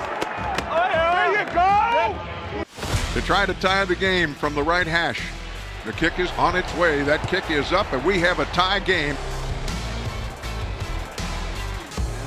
Chubb, he finds a hole off the left side, up over the 30, crosses the 35, and gets to about, well, the 35-yard line. Moving the ball with ease on their way to recapture the lead. Tight end pulls it in. That is Bryant down the field inside the 30, inside the 25, knocked out of bounds. A little read option, turning it back and getting to the 10, the 5, and into the end zone for the touchdown is Dearness Johnson on a great cutback. Starting to his left, saw a lane, went north and south, and scores from 10 yards out. First touchdown of the game. We got to work to stay clean and stay in the fight. Nobody blink. I promise you I won't. And don't you either. And blink they would not. Hands it off. Through the hole comes Najee, end zone, touchdown! He leaps across the goal line, and the Steelers are in position to tie it up. Oh, yeah! What a play! What a great counter trap. You have the trap. You got people on the backside blocking people, but Najee takes that ball, and he just airmails it into the end zone. Oh, sweet Marie, what a run that was by Najee. The Steelers' youth wasn't finished introducing themselves to this rivalry. That's Najee, stiff arm up over the 40, the 45, and he gets across midfield.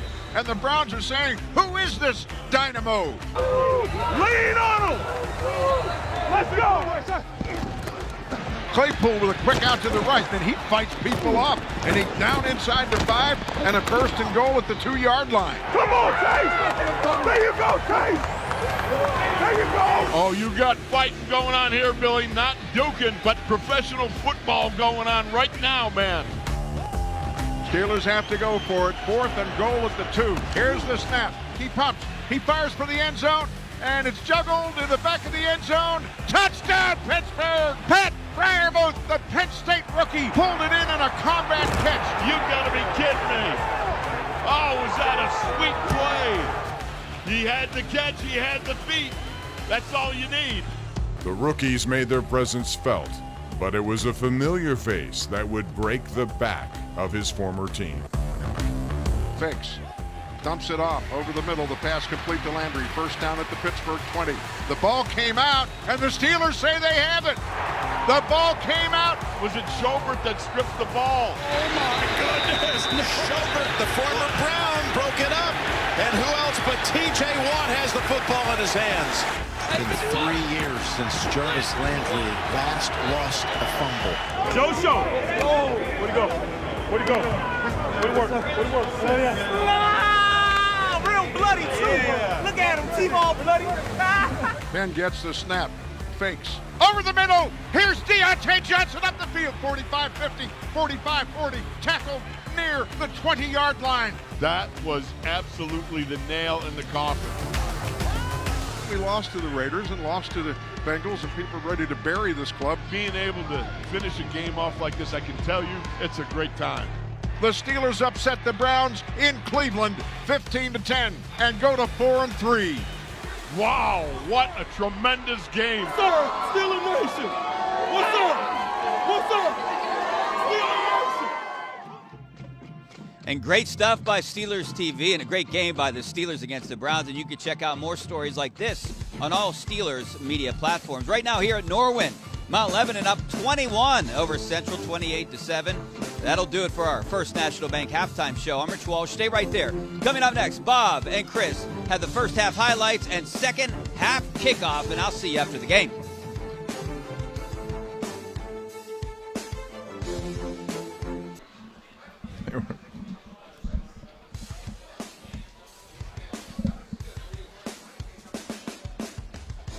And we're back at Norwin High School Stadium for the 6A championship game. I want to remind you that the champions on Pittsburgh CW are brought to you by CCAC, now enrolling for January 2022. CCAC, also by Remax Select Realty. Find your home.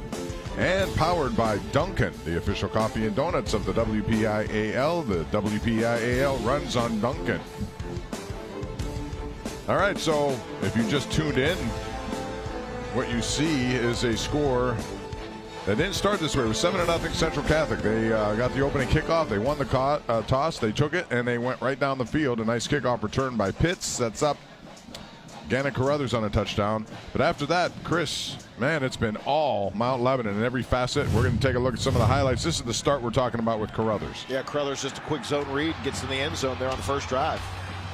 And you thought, well, Central Catholic's going to have one heck of a night until Alex Texa got involved. That's the first of 3 touchdowns. And then a pass here by Daniels to Anderson. And that is Brendan Anderson with the score to make it 14-7. And this run right here really epitomized the first half. Yeah, they've been able to get to the edge from Texa. You see his speed right there for his second touchdown of the night. And then the wheel route. Everybody forgot about number 5. I don't know how you can do that. They got lured into that flow to the right. He went back to the left. And then all of a sudden, 23 yards later, that's a touchdown, part of his big day. And then Mount Lebanon's defense really did a good job, especially on 4th down here to stop Carruthers. So bottom line is, defense, when you have a lead, makes it really tough on the opponent. So Central Catholic has a lot of adjusting to do here in the second half, and it gets worse for them because Mount Lebanon will get the ball first. So let's take a look at the first half stats here, and basically domination after that first score. Wow, I mean, it really is. I mean, Mount Lebanon just totally outclassed Central Catholic in the yardage department. Penalties, not really relevant at this point. Offensively, though, Mount Lebanon has been outstanding. But tip to their defense, too. All right, Rich Walsh is standing by now with Terry Totten of Central Catholic. Rich? Terry, 28 points unanswered. What do you guys got to do in the second half to get back in this one? We need an early stop, and we got to get something up on the board. We got to gap up and tackle, and we got to put points on the board. Thanks a lot, Terry. Good luck in the second half. All right, guys, back to you. All right, well, it also means you got to stop what they've done in the backfield, led by Alex Texa, who, Chris, has 13 rushes for 155 yards, 2 scores. He also has caught 2 for 42, 1 a 23-yard touchdown reception. So he, along with Eli Heidenreich, have made it very difficult on that Vikings team. Yeah, it really has been. I mean, and when you got 2 guys, that you can get the ball in their hands and they can make plays, special plays, as we saw in the first half. It's just difficult for the defense to kind of key in, but they got to try to take one of them away. And the first thing they got to do on defense, they got to set the edge. They cannot allow Texa and Heidenreich to get to the edge and get out in space to make those long runs that they've been making here in the first half. So still a half of football left, but the bottom line is they got to be very efficient, and they have to come right out and get the ball back as soon as you can. If you're Bob Palko, what do you do? Knowing that you have a lead, knowing that you want to use clock as much as you can, but do you become a little bit too conservative, or do you go after it just the way you did in the first half? Right now, I mean, you're going after it the way you did in the first half. 21 points is not it's not insurmountable for a team to come back from. Especially, you heard Coach Todd say, if we can get a stop on defense, create a turnover or a short field, whatever it may be, get themselves back in this game. Now, if you're Mount Lebanon, let's put the hammer down. Let's go out. Let's score early. Let's establish ourselves here in the second half. We built this lead. Let's add to it. And then and let your defense take care of the rest. And we'll see how it unfolds here in the second half. Bob Palko, we talked about just his 3rd year as Mount Lebanon's head coach. And He already has this team back in the finals for the first time in 21 years. They are ranked number 1 coming into this game. He retired from West Allegheny after 2018, but he stayed retired for just 3 months. So I guess he didn't like retirement, Chris Snyder. So he decided, I can't take this retirement. You know, you often wonder about that. What are you going to do when you're a type A personality like he is? And like a lot of these coaches are, all of a sudden you just can't stay away. So he got an opportunity at Mount Lebanon, and he's added to what has been a remarkable resume. Amazing. I mean, he's a competitive juice that flows through these guys as a player and a coach. I mean, they have it. They want to win. They enjoy being around the kids. They enjoy impacting the way that they do with these kids. I mean, so you're looking at him right now. I mean, he's about to tie. If he wins his game, he will tie Bill Churpak for the most titles in the WPIAL. And we know that Thomas Jefferson, they lost last night in their, in their semifinal game, so they'd be tied if he wins.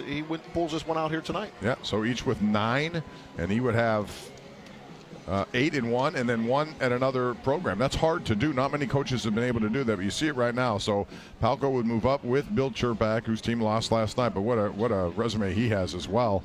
And that would be, with 2 different schools, it's pretty impressive to do that. Well, and it makes you realize too how much coaching really has an effect on the game. Yeah, you got to have players, don't get me wrong, but there's players in every school. It's a matter of what can the coach do to get it out of the players, and obviously he's doing it here at Mount Lebanon because he did it at West Allegheny.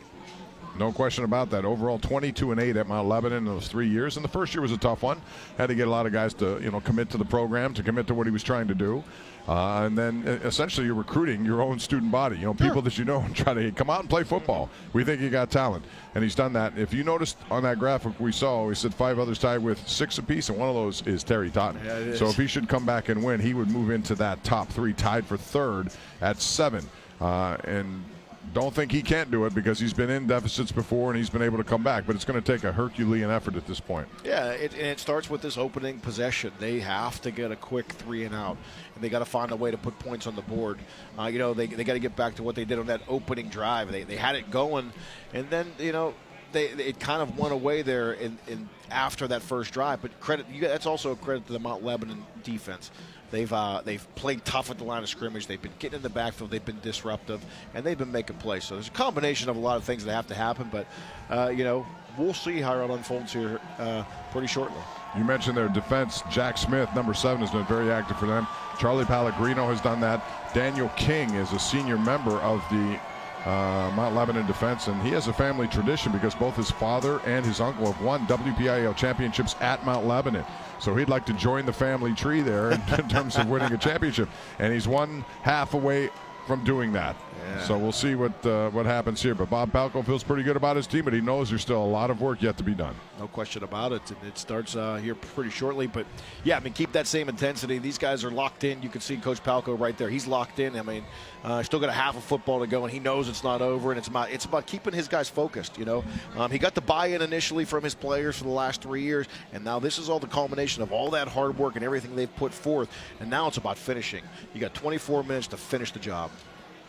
And right now that job is 28-7. It's a nice position to be in if you're him. For Terry Totten, they've got to overcome this first possession by Mount Lebanon, try to get the ball and get something going. But they have the weaponry to do it. There's no question about that. We've spoken highly about Gannon Carruthers.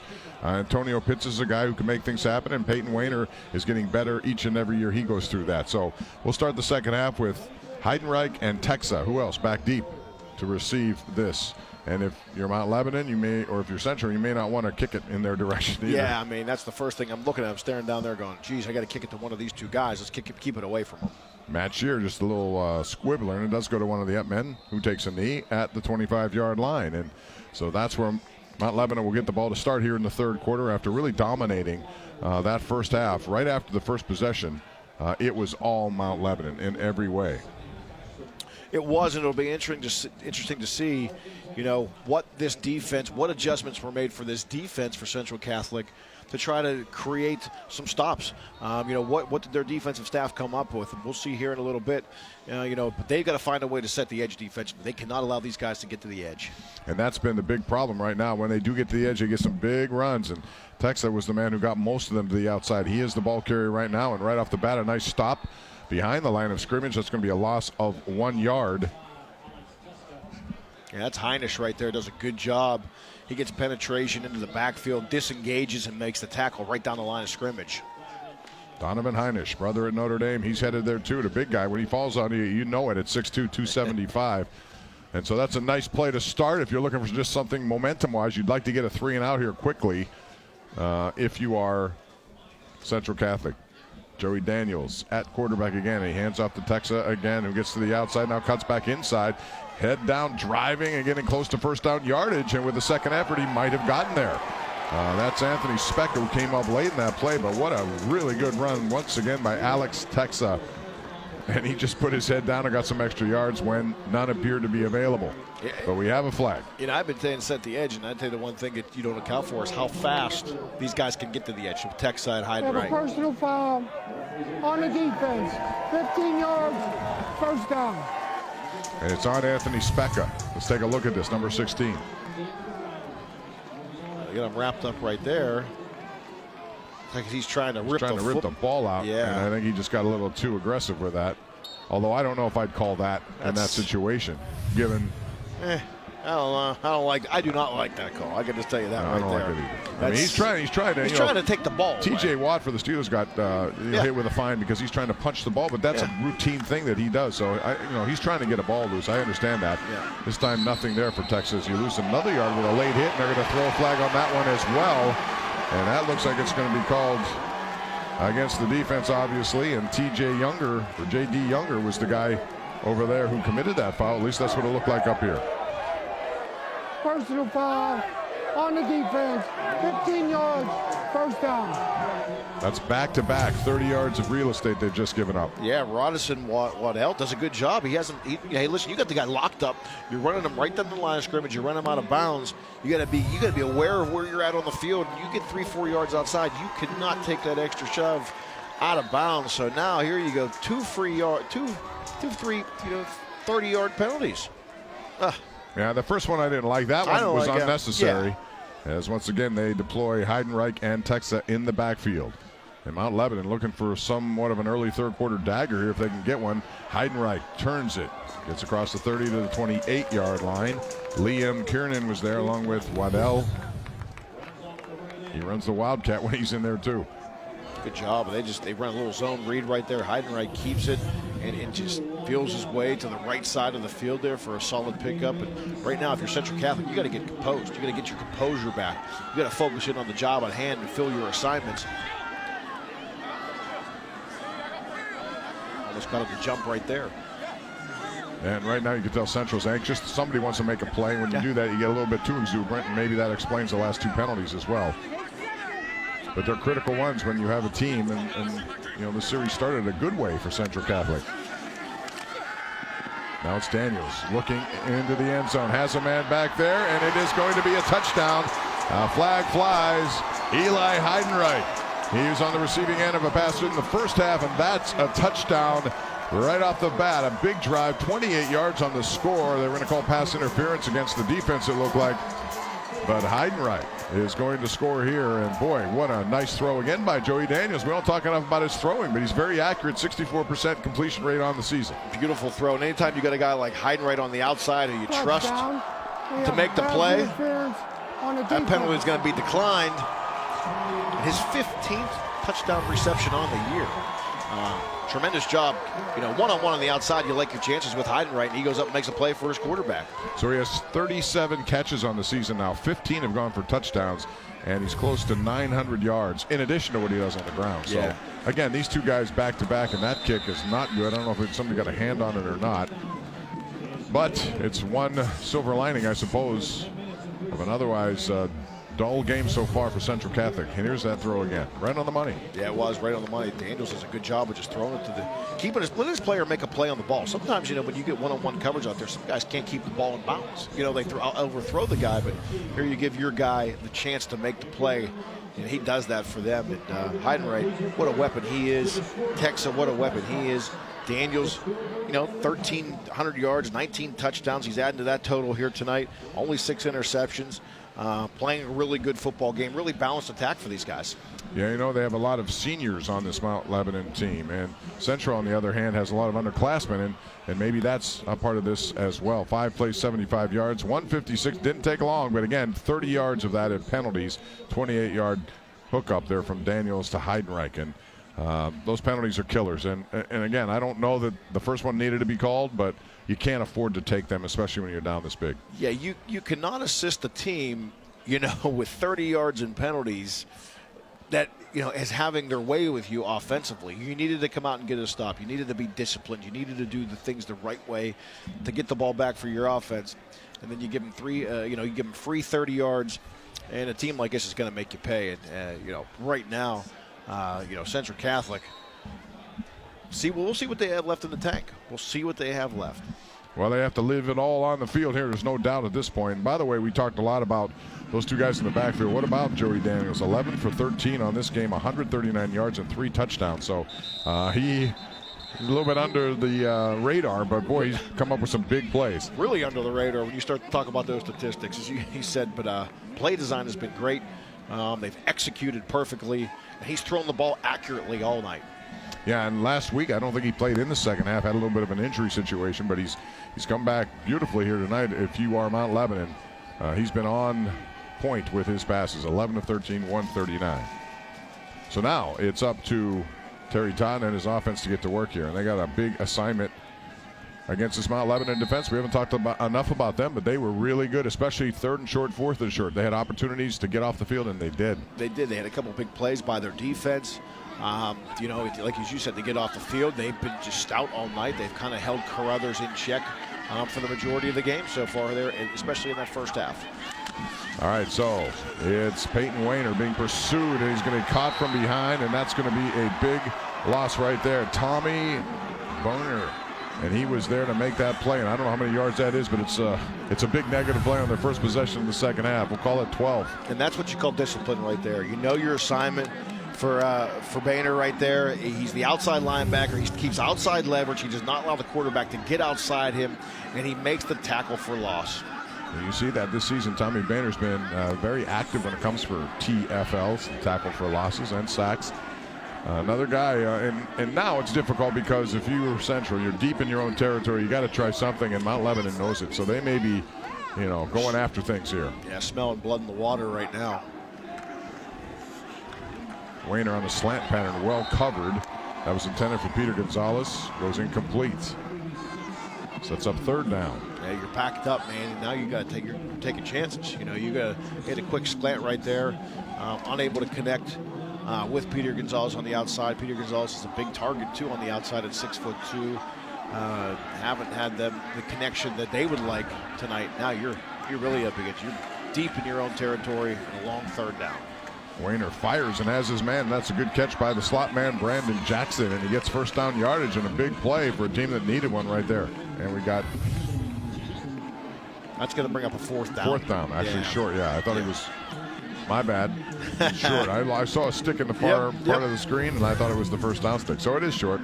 4th and 21. Yeah, you'll give up the underneath stuff a little bit there. They get some yards back, but they'll make the tackle. And should come away now, Mount Lebanon. They get a stop after the big play on 1st down, the sack of Peyton Wayner. And they're going to get some good field position here for their 2nd possession. Yeah, if anything, in those 15 yards gave them a little bit of breathing room to get this kick off. And it's going to be a returnable kick right there. And who else? Heidenreich cutting to the outside now. Across the 40, the 30. High hurdles.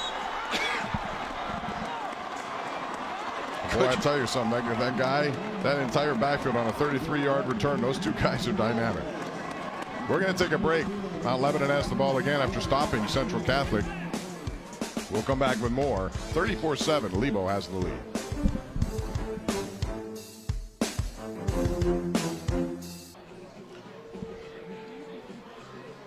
Hey, by now, everyone in Western Pennsylvania knows Bob Palko for his coaching, but very few know he was a standout college quarterback. That's right, Palko ventured all the way out to play Montana Tech. Yes, you heard that right, Montana Tech. It was an NAIA program. He started 4 years for the Ore Diggers. Did you know that? They're called the Ore Diggers from 1978 through 1981. So Montana Tech was the place he went. And I think at first he thought it was some sort of, tech school where he was going to do something engineering-wise, and it wasn't that at all. He went out there and did a good job, and then that career began after that. He and Terry Totten together at IUP and other stops before they've enjoyed this rivalry, I think, every time they get together. As much as they want to win, they respect it, they understand how it goes. Here's Alex Texa again. Texa going for his 4th touchdown, the 10-5, and he's got it. Beautiful blocking right there. I don't know if he got touched at all. He went straight to the end zone, and his 4th touchdown of this game, and what a run it was. Look at a good job. Look at the hole right there on the outside, and he just presses that hole. No one's going to catch him. I'll tell you, the thing that's probably the most underrated thing that I didn't realize coming into this game was the speed of Texa and Heidenreich. Both of them game-breaking speed, and it's on display here tonight. So he now has 189 yards rushing after that touchdown run. And, we talked a lot about Charlie Pellegrino blocking earlier in the first half. He made a nice block there as well. So these guys are all doing it together as a unit. Team effort. You got to have everybody on the same page. And I think you heard Coach Palco say they had a good week of practice this past week. I think after the lackluster effort the previous week against North Allegheny on offense, and that's nothing to take away from the North Allegheny defense, because I'm sure that they're well coached with Art Walker and they played well. Tonight they are hitting on all cylinders. Everything they're calling up is working, and they are rolling. And they're going for 2 after missing the point after the last time around, and it's Daniels who's hit as he releases, and this is going to go incomplete as he was trying to go across the green and it just did not work. So they settled for just the 6 more points to make it 40-7, but still, bottom line there, boy, they have been really outstanding in every capacity there. The blocking on that play has been pretty much consistent all night long. They have dominated the line of scrimmage, and their wide receivers, tight ends have pitched in as well to contribute to those holes. Yeah, they've dominated the line of scrimmage. You see the scoring drive right there, one play, 25 yards, Texa with a 25-yard touchdown run. But you're right, they have dominated the line of scrimmage on both sides of the ball. Their skilled players have just made plays, and that's why the numbers are so big. When we came into the game, we were talking about Texa, over 1,500 yards rushing. Heidenreich with 35 catches for over 800 yards and 14 touchdowns. Daniels has been really good. And these three seniors, they're really tough to deal with. And they're right now they look like a force. They're a force that's going to be reckoned with in the PIAA playoffs as well. There's no question about that. A veteran team, a team that knows each other and plays well together, and they do it on both sides of the football. And now Central Catholic has a daunting assignment. There's still plenty of time left, but they're going to need some luck, some big plays. As Brandon Jackson's back there to receive the kickoff, but it's to the up man, and it's fallen on at about the 28-yard line, and that's where Central will go to work. Rich Walsh is standing by with more on the sidelines. Let's go down to him right now. Yeah, Mount Lebanon does something really unique. When the defense is out there, the offense comes over here to this tent, DV Sports, and they have a big monitor right here attached to an iPad, and they look over that series. Now, the big thing is Brian Lowe, the CEO of this company, was a Mount Lebanon grad, so I guess they get a pretty good deal on this stuff, right? Oh, of course. They're everywhere now, by the way. It's probably a nice little booster, right? You get your booster club to go out and help you out with something like that, and it's an advantage. All right, so Weiner over in the middle trying to hook up on the pass connection. It does not happen. It falls incomplete there. Josh Altsman was the intended receiver. Yeah, Weiner. That's a ball right there. Hits his receiver right in the hands. I wasn't able to come away with it. But tough for his receivers out there tonight. They just haven't made the catches when the ball's been thrown to them. But Weiner, he's been on the mark for the most part. But they've had opportunities on, drive-killing short yardage plays that Mount Lebanon has stacked up when they've had an opportunity and bounce right back with that with points on their own. So this is a throwback to a wide receiver. Jackson's not going anywhere. That's very good coverage once again. Carruthers, one of the guys over there. Defense flying to the football. Yeah, defense for Mount Lebanon. They are flying around right now. They're having fun. You can tell they're dialed in to what they're doing. They want to finish this game strong. People are running to the football on defense. They're getting off blocks in the middle there. They're making it very, very tough on this Central Catholic offense. Mount Lebanon 11-0 coming into this game, trying to make it a perfect 12-0. And there is Eli Heidenreich with an interception, although the official said it's on the ground and incomplete, but he was in position to make the play defensively, so why not? Man. He's been all over the place. What a play. You can see jumped that one. Yeah, look at him. He jumped right underneath there. Good call. Yeah, it was a good call. Great effort by Heidenreich, but a really good call by the referee over there. But look at Heidenreich break on that football. See, he kind of reads the quarterback's eyes, makes a break for it, and almost comes away with the interception. Heidenreich says he had long hair throughout his entire life, so a military haircut may be a little bit of adjustment. He says his mom and dad will be anxious to see what he looks like with short hair, but you're going to find out. That'd be a big switch for him. 7:34 left in this third quarter. We have a timeout. We're going to take a break. 40-7, Mount Lebanon, after trailing 7-0, has come up with 40 unanswered points. Here at the 6A Championship at Norwin High School, we resume after this timeout.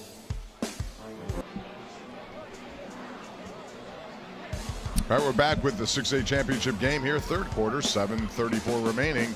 It's been all Mount Lebanon ever since Central Catholic scored first on the very first possession, 40 straight points, and the star of this game has been Alex Texa. 4 touchdowns, including a 25-yarder here, the only score of the third quarter. And the bottom line is they're just getting it done in every way they can. And now Central has to punt away. And it's Heidenreich back deep to receive this one. He's been very good on special teams throughout this season as well. So it makes plays on every possible way, whether it's offense, defense, or special teams.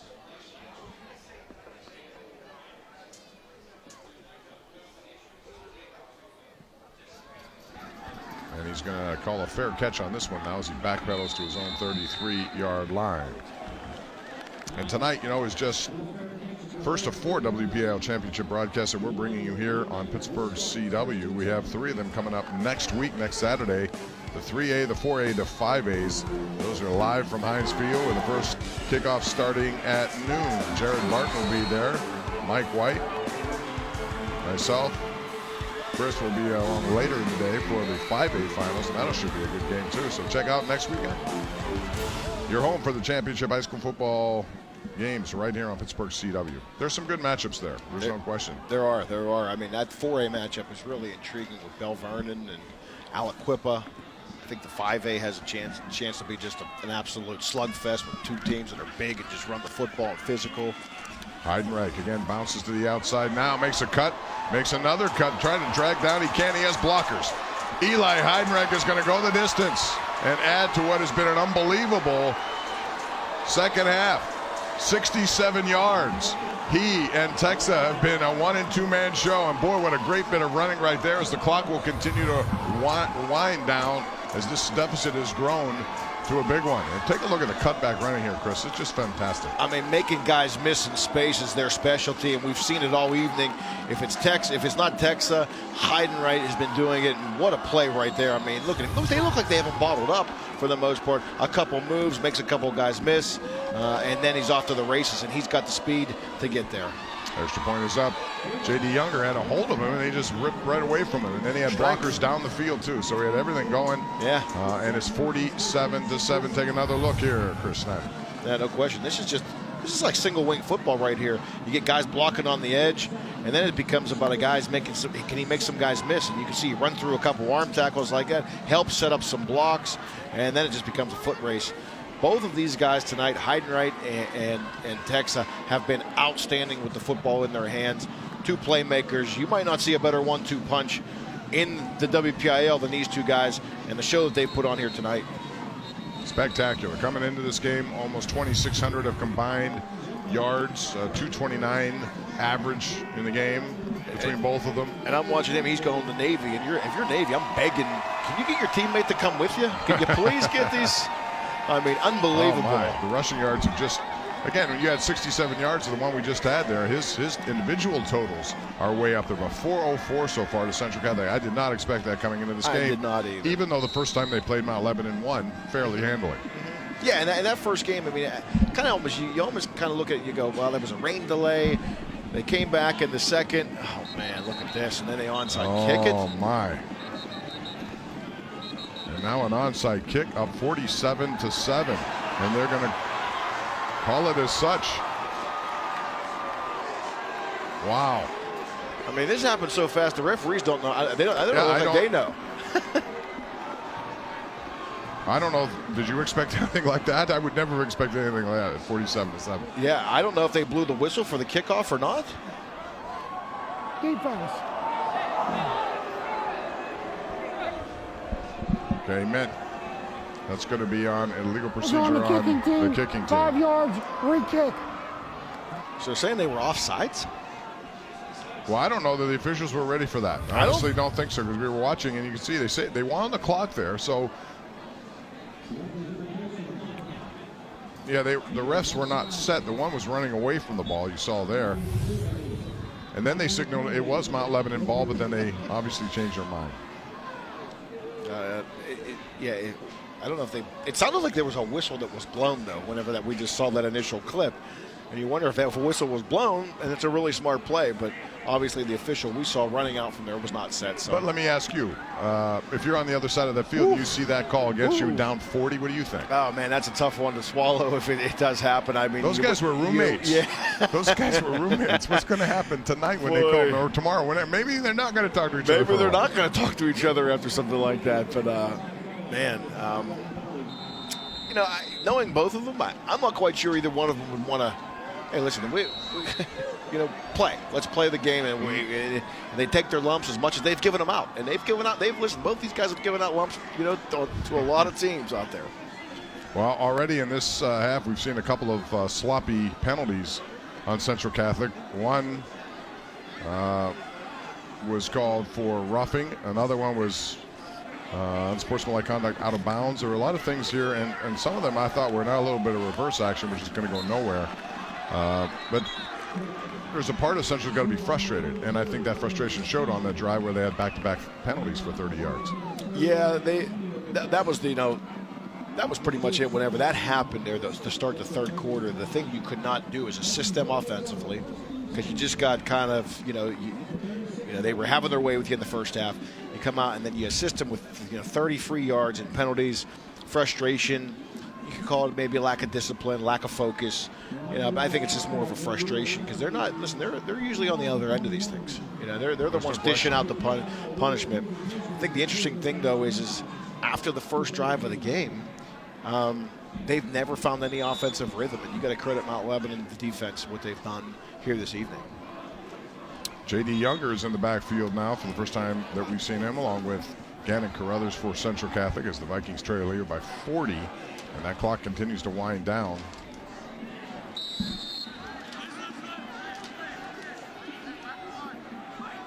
Yeah, believe it or not, for those of you just tuning in, it was 7-0, 1 point Central. Here's Peyton Weiner, and he gets close to first down yardage across the 45. It'll be 2nd and 1 coming up for the sophomore. Broke his leg last year, rebounded, had to go through a rehabilitation process, but had a pretty good season this year.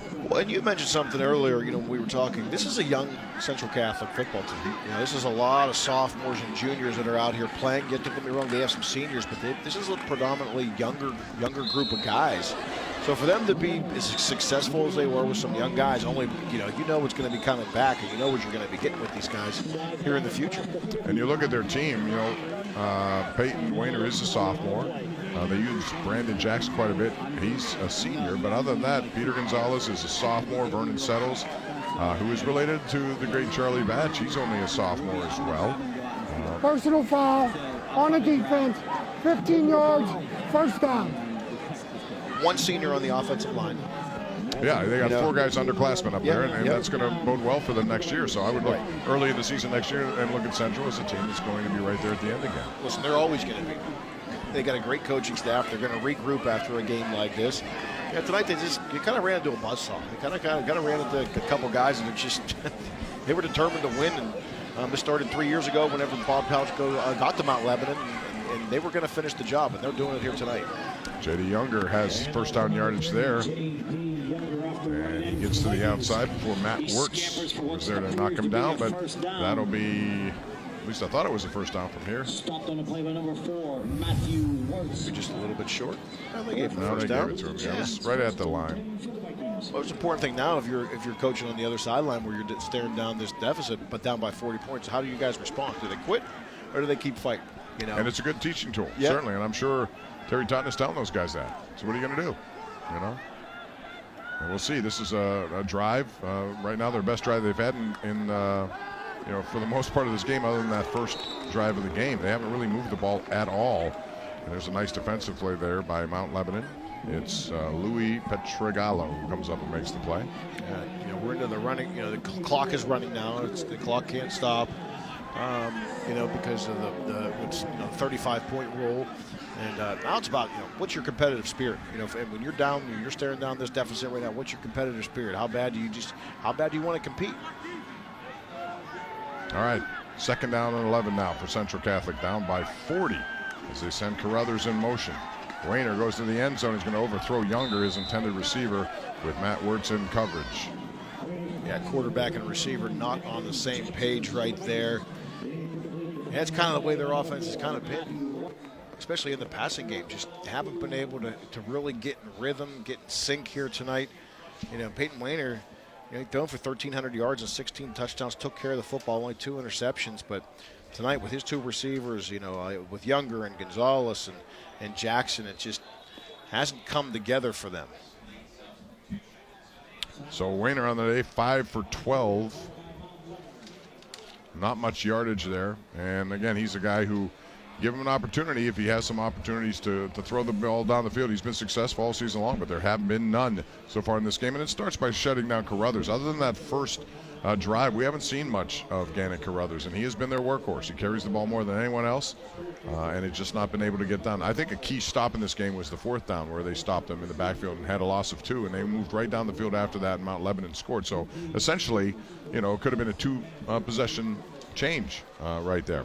Hey, and you've seen what Central running back Gannon Carruthers looks like now, but check this out here, Chris. 11 years old, running for a touchdown with the Hampton Dogs, the youth team.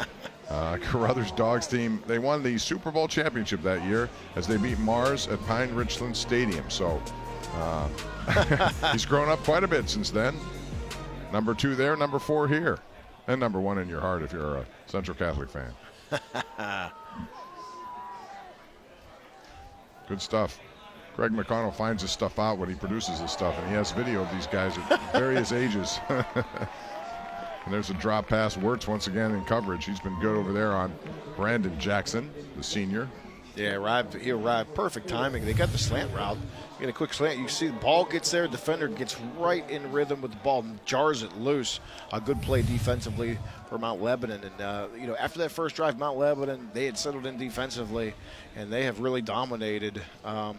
They've dominated for 3 quarters now. They really have. Central, this is their deepest penetration, I believe, since then. They had the 4th and 1 was also at about this point of the field, but they couldn't convert it, and they turned the ball over.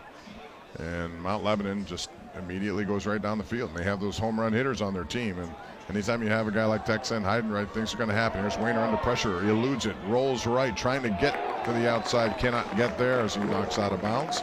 As we go under a minute left, Connor Young was there. Boy, you can see protection breaks down. Smith gets into the backfield. Wayner just takes off, and you can see the pursuit from these guys. They're hunting out there right now defensively. They are pinning their ears back, and they are getting after it. The mercy rule is in effect, which is the clock runs, although it's stopped here. Change of possession would stop it, and that's the only way that's going to stop it. It'll keep running, and those are the rules from the WPIAL. 47-7 at this point. So, yeah, at this point we got a lot of backups into the game at this point from Mount Lebanon, it would appear.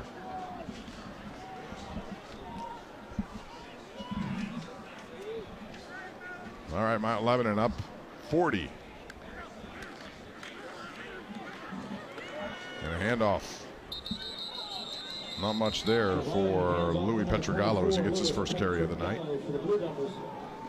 So I didn't expect this kind of game, Chris. I really didn't. I thought we'd have a really tough game that featured a lot of back and forth, big plays both ways. I really thought when I looked at the statistics and I started looking at everything on paper, you start looking at the lineups and everything, I thought, man, they look pretty even to me. Like this was going to be an even, close, tight ball game, and I really thought that they would, it would be contested that way.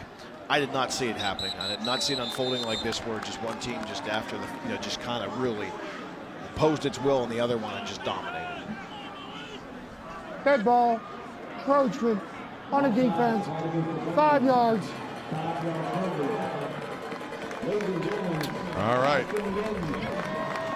On that penalty, we will end the quarter. So it's been all Mount Lebanon ever since the first drive of the game, which went to Central, and they had a 7-0 lead. Mount Lebanon has responded with 47 straight points. We'll be back with the fourth quarter. 6A championship appears to be Mount Lebanon's. We'll be back after this. All right, we're back. 6A championship game, which appears to be decided Mount Lebanon. 47 unanswered points after Central had the lead. Bob Pompiani, Chris Snyder, along with Rich Walsh, were here as we have 12 minutes left in this game. 2nd and 11 for Mount Lebanon. And they have a lot of backups in the game right now.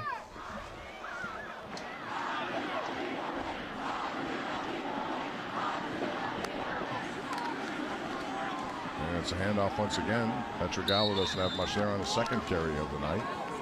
Rich Walsh is standing by with a special guest who's, I'm sure, very happy with right now. What's up, Rich? Yeah, guys, I'm with former Pitt star and West A star Tyler Pelko, son of Bob Pelko. You got to be loving this right now.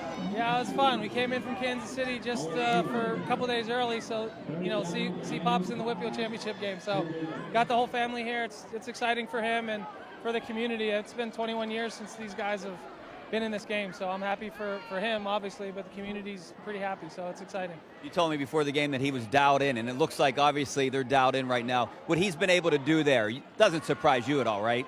No, I think especially in this day and age, I mean, it's hard to find coaches that really care about kids, and he did that for a long time at West Allegheny, and obviously they didn't want him there anymore, and doesn't surprise me at all. He loves kids and wants to see him grow into productive young men, and not at all. Short retirement, though. 3 months, that's it. Yeah, actually, 6 weeks. He came out to Kansas City to spend some time with his grandkids. He was there for 6 weeks, took a one-way ticket out, and he started, hanging out on the back porch by himself on the cell phone, so I was wondering what he was doing. But, yeah, short retirement, but he'll die with a whistle in his mouth. So Pitt Coastal Champs today. What do you like what they're doing over there? Obviously, they got a great quarterback. Kenny's done a heck of a job. I'm really proud of him and, what he's done. Really mature, came back and made himself a lot of money. But it's good to see Pitt back in the the national spotlight again, and hopefully that they can continue and keep going and stay there for a while. So last question. You live out in Kansas City. What have you been up to? Tell me a little bit about what's going on in your life. I work for a company called Solutions 21. We're a leadership development consulting company. So instead of getting to coaching and getting fired if going 2-14, we coach business executives and high potential folks that to help them become leaders in their businesses. So it's going well. I'm really happy, and we're doing a lot of good things with the company. It's actually based out of Pittsburgh. We got 7 offices all over the country, so we're having a lot of fun. So you're going to spend some time back here in Pittsburgh too? I'm going to be back. Yeah, well, our office is here. I'm back here a bunch, but kids are getting big and have a bunch of activities, so they're here for until next Saturday and get a chance to see Grandma and Grandpap and take them down to Heinz Field and see all the Pittsburgh stuff. One thing you touched on was Kenny Pickett and what he's been able to do. Were you surprised at his growth and maturity? Because he reminds me of you a little bit. Well, I appreciate that, but he's a lot better than I am. But, really what I've been impressed with him about is his maturity. I mean, he called me, he called a bunch of other people about, coming back. And, he handled that whole process amazing. He's a gym rat, he's a tough kid, but he's ready for professional football. He works his tail off, on and off the field. Really proud of what he's been able to do as a leader with that program. Pitt's lucky to have him, and I'm really proud of the kid. He made himself a lot of money. And I know you've been working on your golf game too. Bob, we're going to set up a match, us two versus you two guys up there. Is that Pomp? Yes, Pomp. Yeah, tell him he doesn't get any shots, but I'll pay for the greens fees. No shots. Us two versus you guys. What do you think? I think you guys are in trouble, actually, is what I'd say, because I know Tyler can play. Tell him I remember him from the Lemieux Invitational days. I know what he can do in those situations. He said he knows what you can do from the Lemieux Invitational days. He's not fooled. You got to give him 15, he says. 15? Man, tell him I'll give him half of that. If he plays from the ladies' tees, then I'll do that. I'll give him half of that. All right, you heard it, Pomp. Shots fired. Tell him I said, hey, he's got a beautiful family, and I'm proud of him that he's a good grandpa. You heard it. Thanks a lot, Tyler. Appreciate it. Back to you guys. All right, Tyler, thank you. I enjoy being Red Dad, but I will not play from those tees. I will, however, I'm considering, do you ever get to a point where you consider, when is it time to go to a senior tee? Think about that over the break and give me a realistic answer. We're going to go to break. Thank you to Tyler Palco and Rich Welsh down there, 47-7, Mount Lebanon in total command. We'll be right back.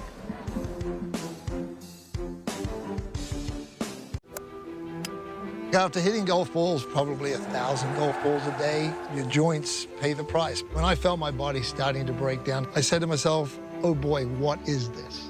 I went straight to Dr. Bradley, straight to UPMC. He fixed it up. So identifying what your problems are, repairing that problem with the best doctor and obviously the best hospital. I can hit it further today than what I did back in 2000. I didn't choose to have a shoulder injury, but I did choose UPMC.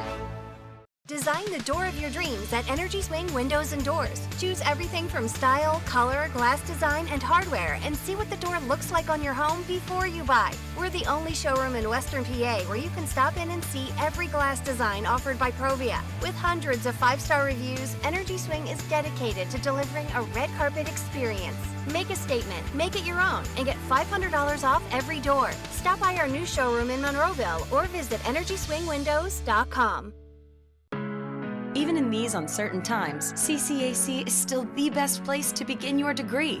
In person or online, this is a top-notch education with expert faculty. Whether you want to take a few classes or enroll for an entire semester, you can earn credits that transfer to more than 500 colleges and universities. Spend your first 2 years at CCAC and save tens of thousands of dollars while earning the credits you need. Get started today at ccac.edu. The WPIAL Championships on Pittsburgh CW are brought to you by UPMC Sports Medicine, building better athletes, and by Carlow University, a tradition of academic excellence and social justice, and by First National Bank, the official bank of the WPIAL. Let's get started. First National Bank. All right, we're back. It's 47-7 at this point, and it's been all Mount Lebanon. So, do you play the senior? You're not old enough, but when you get to that point, would you consider it? No. I don't either. I haven't done so, and sometimes it makes me wonder. Didn't you guys play a match this summer, and you were beating him? Well, he beat me too. Oh, so, did he? Yeah, we go back and forth. Okay. Pretty even. Where do you guys play at? Wherever we can find a golf course. Mount Lebanon now with this clock going to continue to run, and really a surprising development from my point of view, just because I thought this was going to be a very competitive game. But again, the experience, I think we talked about that, the experience of Mount Lebanon is very much on display here. Those two guys in the backfield, plus, Daniel's a quarterback, 3 seniors, 3 guys who've been around, 3 guys who've been through ups and downs. They know how it works, and they stood out tonight. Yeah, they've got a lot invested in this. You can tell that. You can tell by the way they play, but they've invested in this from the time that they got a new coach. And, when you bring in a new coach that has, knows how to build a program because he's done it before, it's about buying in. And you're going to get some kids that buy in, and you're going to lose some kids that aren't going to buy in. And the ones that obviously bought in are standing out here tonight. They're enjoying this because they're going to win their the first championship in 21 years for the Lebos. And it's always a good sign when your quarterback has a baseball cap on after 3 quarters and he's not in the game. And that was the situation with Joey Daniels. And that's going to be a first down run there by Aiden Dawson, who's a junior, getting his first opportunity to play in this game for Mount Lebanon as they get inside the 30 to the 29-yard line. Boy, and you really got to like their chances in the state tournament as well, because they got some guys that they're just matchup nightmares. They really are from a skill position, and their offensive line is coming along, and they're playing really well. So they're going to be a tough out for anybody. And it would be McDowell up next, right? James Conner territory up there. Oh yeah, James Conner. That's right. The Erie McDowell. I think they won last night in their district. Against Alderdice? Yeah, against Alderdice, and so then they'll get the winner of this game, which obviously is going to, barring some sort of craziness, it's going to be Mount Lebanon. Ball start on the offense, 5 yards, repeat the down. It's a matter of where that game will be, but I think this team right now, they're primed, they're playing well, and they hit it on all cylinders tonight. And if they continue to play like this, especially offensively and defensively, and with their special teams, they're going to be tough to beat. 19 first downs for Mount Lebanon in this game. Again, Central has been limited after their first possession. That was it. They haven't done much of anything since then, and that's a credit to the Mount Lebanon defense. They've been really on top of it, and they made life difficult for the outstanding running back Carruthers, and they've taken control of the game. They did so really midway through the first half of this game when they went up, and then they added to it right before halftime, and then came out in the third quarter and took advantage of field position they got. All right, believe it or not, it's been more than 20 years since Mount Lebanon has reached this championship game. And what would be the final high school game ever played at Three Rivers Stadium? You might remember this, Chris. The Blue Devils went back and forth with Woodland Hills. They hung on for a 14-13 win when Woody High couldn't convert an extra point in the final minute of the game. Wow. And that's how it ended. So Mount Lebanon, last one there, and the last win. So this is a new era in Mount Lebanon football, led by Bob Palco. I think what's interesting is they won the first championship ever played at Three Rivers and in 1970, and then the last one ever played at Three Rivers, which was 2000. There were some great matchups too. Some of those teams, Woodland Hills. Yeah. And you know, when it was, you know, just 4 classifications, you seem to have a lot more rivalries involved. I don't know, you know, some of them have waned over the years because of the, I can remember going down there with my dad, and it was probably in the 80s whenever Gateway was in their heyday with Terry Smith and Curtis Bray. They played North Hills, who I think had the Bender brothers, and it was these great ball games, and it was packed. And I think Aliquippa and Ambridge played, and I remember seeing Pudgy Abercrombie play down there, and I just remember just going down there for those games, and it was just, I mean, there was big crowds, and it was great football. All right, Alex Cavaldo, the quarterback. He's been in there ever since Joey Daniels has gotten to the sidelines.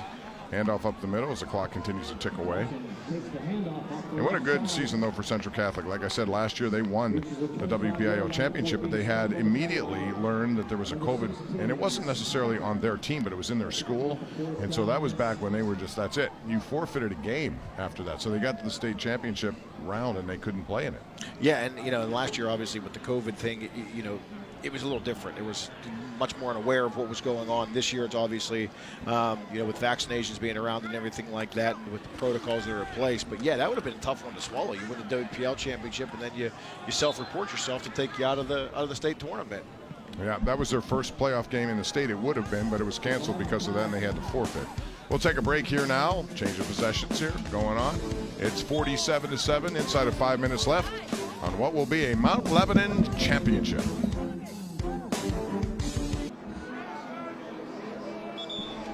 All right, we're back at Norwood High School.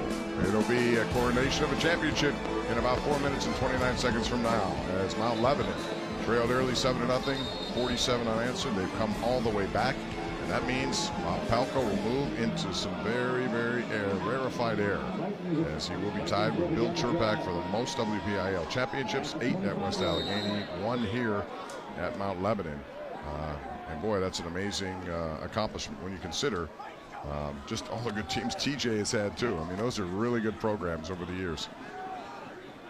And now Central with the ball, and again, some new people coming in and out of the lineup at this point. But here's the graphic, Chris, and it takes you, as we update it, 9-9. And you know, Terry Totten has 6. If he had won tonight, it would have been up to 7. Yeah, I mean, amazing when you really think about it. Bob Palco, has done it now with 2 different programs. Where Bill Chirpak has, obviously been in Thomas Jefferson for a long time. So you've got these 2 guys are side by side, and it's really no wonder. I mean, when you really look at them as coaches and what they do, they have established programs. They're winners. I mean, that's the bottom line. They're going to win. They're going to get the kids to buy in, and they can get kids to do that. And that's tough nowadays, with to get kids on the same page and everyone striving towards the same goal. But you get a special group of players, you get a special group of guys, especially your coaches. You got to coach with good people. You got to have people buy in. You got to have support from everybody who you're working for. And he's obviously gotten it. And here they are. Three quick years, and he's got them back and winning a championship. And you talk about Phil Breidenbaugh of Newcastle. Craig McConnell tells me that was all the way back in the 1920s. So that 7 stood for quite some time before these guys came along. Right. And we've been honored to see some really great coaching. Oh, man. Through Western Pennsylvania. So many people and so many great programs. Yeah, we really have. I mean, when you think about the ones that are successful, maybe there's a turnover right there. Mount Lebanon created another turnover on defensive side of the ball there. It came right out of his hands, it looked like. But, he was attempting to pass it. You think about some of the, you mentioned coaches. I think, how about Coach George Novak at Woodland Hills and the run that he had with some of those teams, and obviously we saw them there in 2000. In that 2000 clip, they lost to Mount Lebanon, but it seemed like every year for a period there, they were either in the championship game, at the championship game. Aliquippa, Mike Smianik, all the great teams he had there, and and what those kids do there, and then you got the Thomas Jeffersons, obviously, but I mean, it takes a special group of players, and you got to have the guys buy in. You got to have a good staff around you. And I tell you what, you really got to have a lot of sacrifice, because coaching high school football is a lot of commitment, and there's a lot of people that get sacrificed in that commitment. You know what I mean? Their wives, their children, things along those lines. I know they bring them along for the ride, but put a lot of time in. No question about it. And they don't get paid a lot. They do it because of the love of the game. Since we're out here in Westmoreland County, oh jeez, let's turn the page back. You guys mid-1990s, when a young Chris Snyder sported number 42 at Penn Trafford High School. And as you can see these yearbook pictures, so we go back in the yearbook pictures, Chris was voted most athletic in his senior year. He apparently loved to stomp on basketballs for some reason. Every picture has you foot on a basketball. Why? Where does he find? Because I played basketball. Craig McConnell, but that's a type A move right there. Though, hey. That's to have the ball and you're stepping on it. I had nice feet. What can I say? Feet. There you go. So what about your football team now? They're doing some pretty good things and have an opportunity. Yeah, I went out to the game last night to get a peek of the two teams that were playing, Pine Richland and Penn Trafford, up at Gateway High School last night, and because we're going to be broadcasting that game next week in the 5A, so I wanted to get a read on both teams, and it was a really good game. First half was physical. Both teams kind of moved the ball between the 20s, and then they kind of got stuffed. The defenses played well in the second half. Cade Yacamelli, the Wisconsin recruit for Penn Trafford, started to wear them down a little bit. They really did. And I know that Pine Richland has been through a lot this past year. With everything that's gone on, the coaches, the kids, man, they were resilient. They had a lot of injuries, and the kids played hard. And, you tip of the cap to the kids from Pine Richland because they deserve it. I know that they haven't been through much. They've been through so much with the coaching change. And, they won a state championship last year. Then they get a coaching change and some adversity early in the year. And they responded and got to the semifinals last night. They just came up a little bit short. They did. And Moon's going to be a very difficult opponent. Yeah. It's a great Tigers team. They got there. Tough game for them last night, but they end up moving on. And so that'll be the 5A game. And like I said, it's good to see 5 teams are going to get a chance at Heinz Field. They're going to do 2 on Friday and then 3 more on Saturday. Yeah. And you got some new teams. There's the usual suspects that are always there. Clareton and Thomas Jefferson seem like they're always there. Aliquippa, obviously they're going to make a return trip, but you got some new teams that are going to kind of. They got Bishop Canavan's one. How about them? They haven't been there since 1990. Yeah, I mean, you start to look at some of them. There's going to be some new blood down there over the next couple days after Thanksgiving. Yeah, so it should be fun. And like I said, we'll have 3 of those next Saturday for you. 2 on Friday afternoon, and some new blood, and it's good to see some new blood with regard to some of these matchups. But you also get some of the teams that you would expect, like an Aliquippa for 14 straight years in the finals. Yeah, Beaver Falls has a big history as well, and recently Ulsh. We've done a few games with Ulsh in there. They've stepped up their football program as well. Yeah, we're going to see a lot of good teams, and we're going to see a lot of dynamic players. And one of the most dynamic players is Devin Whitlock, the quarterback at Bell Vernon. I mean, I've seen him play on TV. I've seen it on television, and man, we talk about dynamic and what he can do with the football in his hands. And I mean, you talk about special, and then you see a guy like Alex Texa tonight, how special he is, and you see Donovan Heinisch, a Notre Dame recruit. And I mean, there's just guys and players and coaches. I mean, I love that weekend. It's exciting. I can't wait to be a part of it. So 17 seconds from now, that man, Bob Palco, will move to the top of the WPIAL list, tied with Bill Chirpak of Thomas Jefferson for the most WPIAL championships. This is number 9, and what an impressive one it has been. A senior-laden team, a team with a lot of experience. They executed his game plan perfectly, and they come away with a win here, 47-7. Is going to be that final score. And Mount Lebanon will now move on to take on McDowell, a team that beat Alderdice, as they just run out the clock here right now, and the celebrating could begin in Mount Lebanon. They stop it on a change of possession, turnovers and that sort of thing, but other than that, that clock keeps on running. But what a season it's been. Undefeated, ranked number 1, and a rematch. And Bob Palco told me he's always leery of rematches because you just don't know. You never know, but I mean, you talk about a dominating performance. I mean, they really this is a punch. This is big time here what they did here tonight. I was not expecting something like this, and they handled their business in the way that And a championship team that was on a mission does. And we see Bob Pelko trying to get over to Terry Totten to exchange pleasantries, and that was a quickie. Terry's not in a very good mood, and I don't blame him. 47-7 was that final score, but a great season for Central Catholic. Mount Lebanon outstanding as they win convincingly and now move on to the state championships after an undefeated regular season and WPIAL. We'll be back to wrap it up. 47-7, Blue Devils win it all. Welcome back. Mount Lebanon wins it 47-7. Rich Walsh is standing by with one of the heroes tonight, Alex Texa, and his 4 touchdowns. Rich. Yeah, I'm with our RE/MAX Select Player of the Game, Alex Texa. Big game, big stage, big moment. How'd this feel? It feels great. It really does. You know, it's been 20 years, you know, since we won the WPIAL championship last. You know, I'm so happy for my boys and my coaches. We put in so much work. You know, we started in January. You know, we've been through so much, and you know, to see these smiles on these faces, it feels great. It really does. Did you expect this kind of dominant performance from you guys? You know, I really don't think so. You know, Central Catholic, they're dominant. They're well coached. They have athletes, you know, every year. So, you know, I was coming in for a dogfight. You know, I thought it was going to be a fourth quarter game. But you know, the outcome is the outcome. You know, we get the ring, so we get the trophy. So you know, that's all that matters. For you personally, over 200 yards today, big part of this offense, 4 touchdowns. What's that feel like doing it here? It definitely feels great, but all the credit goes to my offensive line and outside receivers. I mean, they blocked. You know, you could drive a truck through those holes tonight. You know, I give all the credit to them. You know, all these guys, the scout players. You know, the freshmen, the coaches. I give the credit to everyone else but me. So now, the big question, where are you going to play football in college? You know yet? You know, I'm still waiting a little bit. It's a big decision. I want to take my time. You know, there's a few schools that are still interested, so we're going to see. But I definitely want to make a decision soon. Before we go, real quick, last question. Bob Pelko, what has he done for this program? You know, he's totally changed the culture. You know, we talk about that all the time. You know, he's been so great to us. He's really taught us how to mentally handle things like this. You know, I've never been in a situation like this, and, you know, he's prepared us, you know, since January. So, you know, he's really turned this program around. Thanks a lot. Good game. Good luck next week. Thank you so much. All right, guys, back to you. Yeah, what a performance by Alex Texa and Eli Heidenreich. Those two together were dynamic. Chris, as we're back up here in the booth taking a look at the final stats from this game, and they are one-sided and lopsided to say the least. Wow, I mean, it's just, if you'd have told me that was going to happen, this was going to be the game tonight, I would have said no way, but only 129 yards for Central Catholic, 36 on the ground. I mean, just a complete dominant performance from Mount Lebanon on all three phases of the game. And as the guy you just heard, Texa, was a big part of it, but they just had so many guys make so many plays. They just dominated from start to finish. I mean, and you know, congratulations to them. This was well earned. They did earn it tonight. What a good interview. What a good kid that Smart Alex Texa. kid, Smart, man. Someone's going to get attention.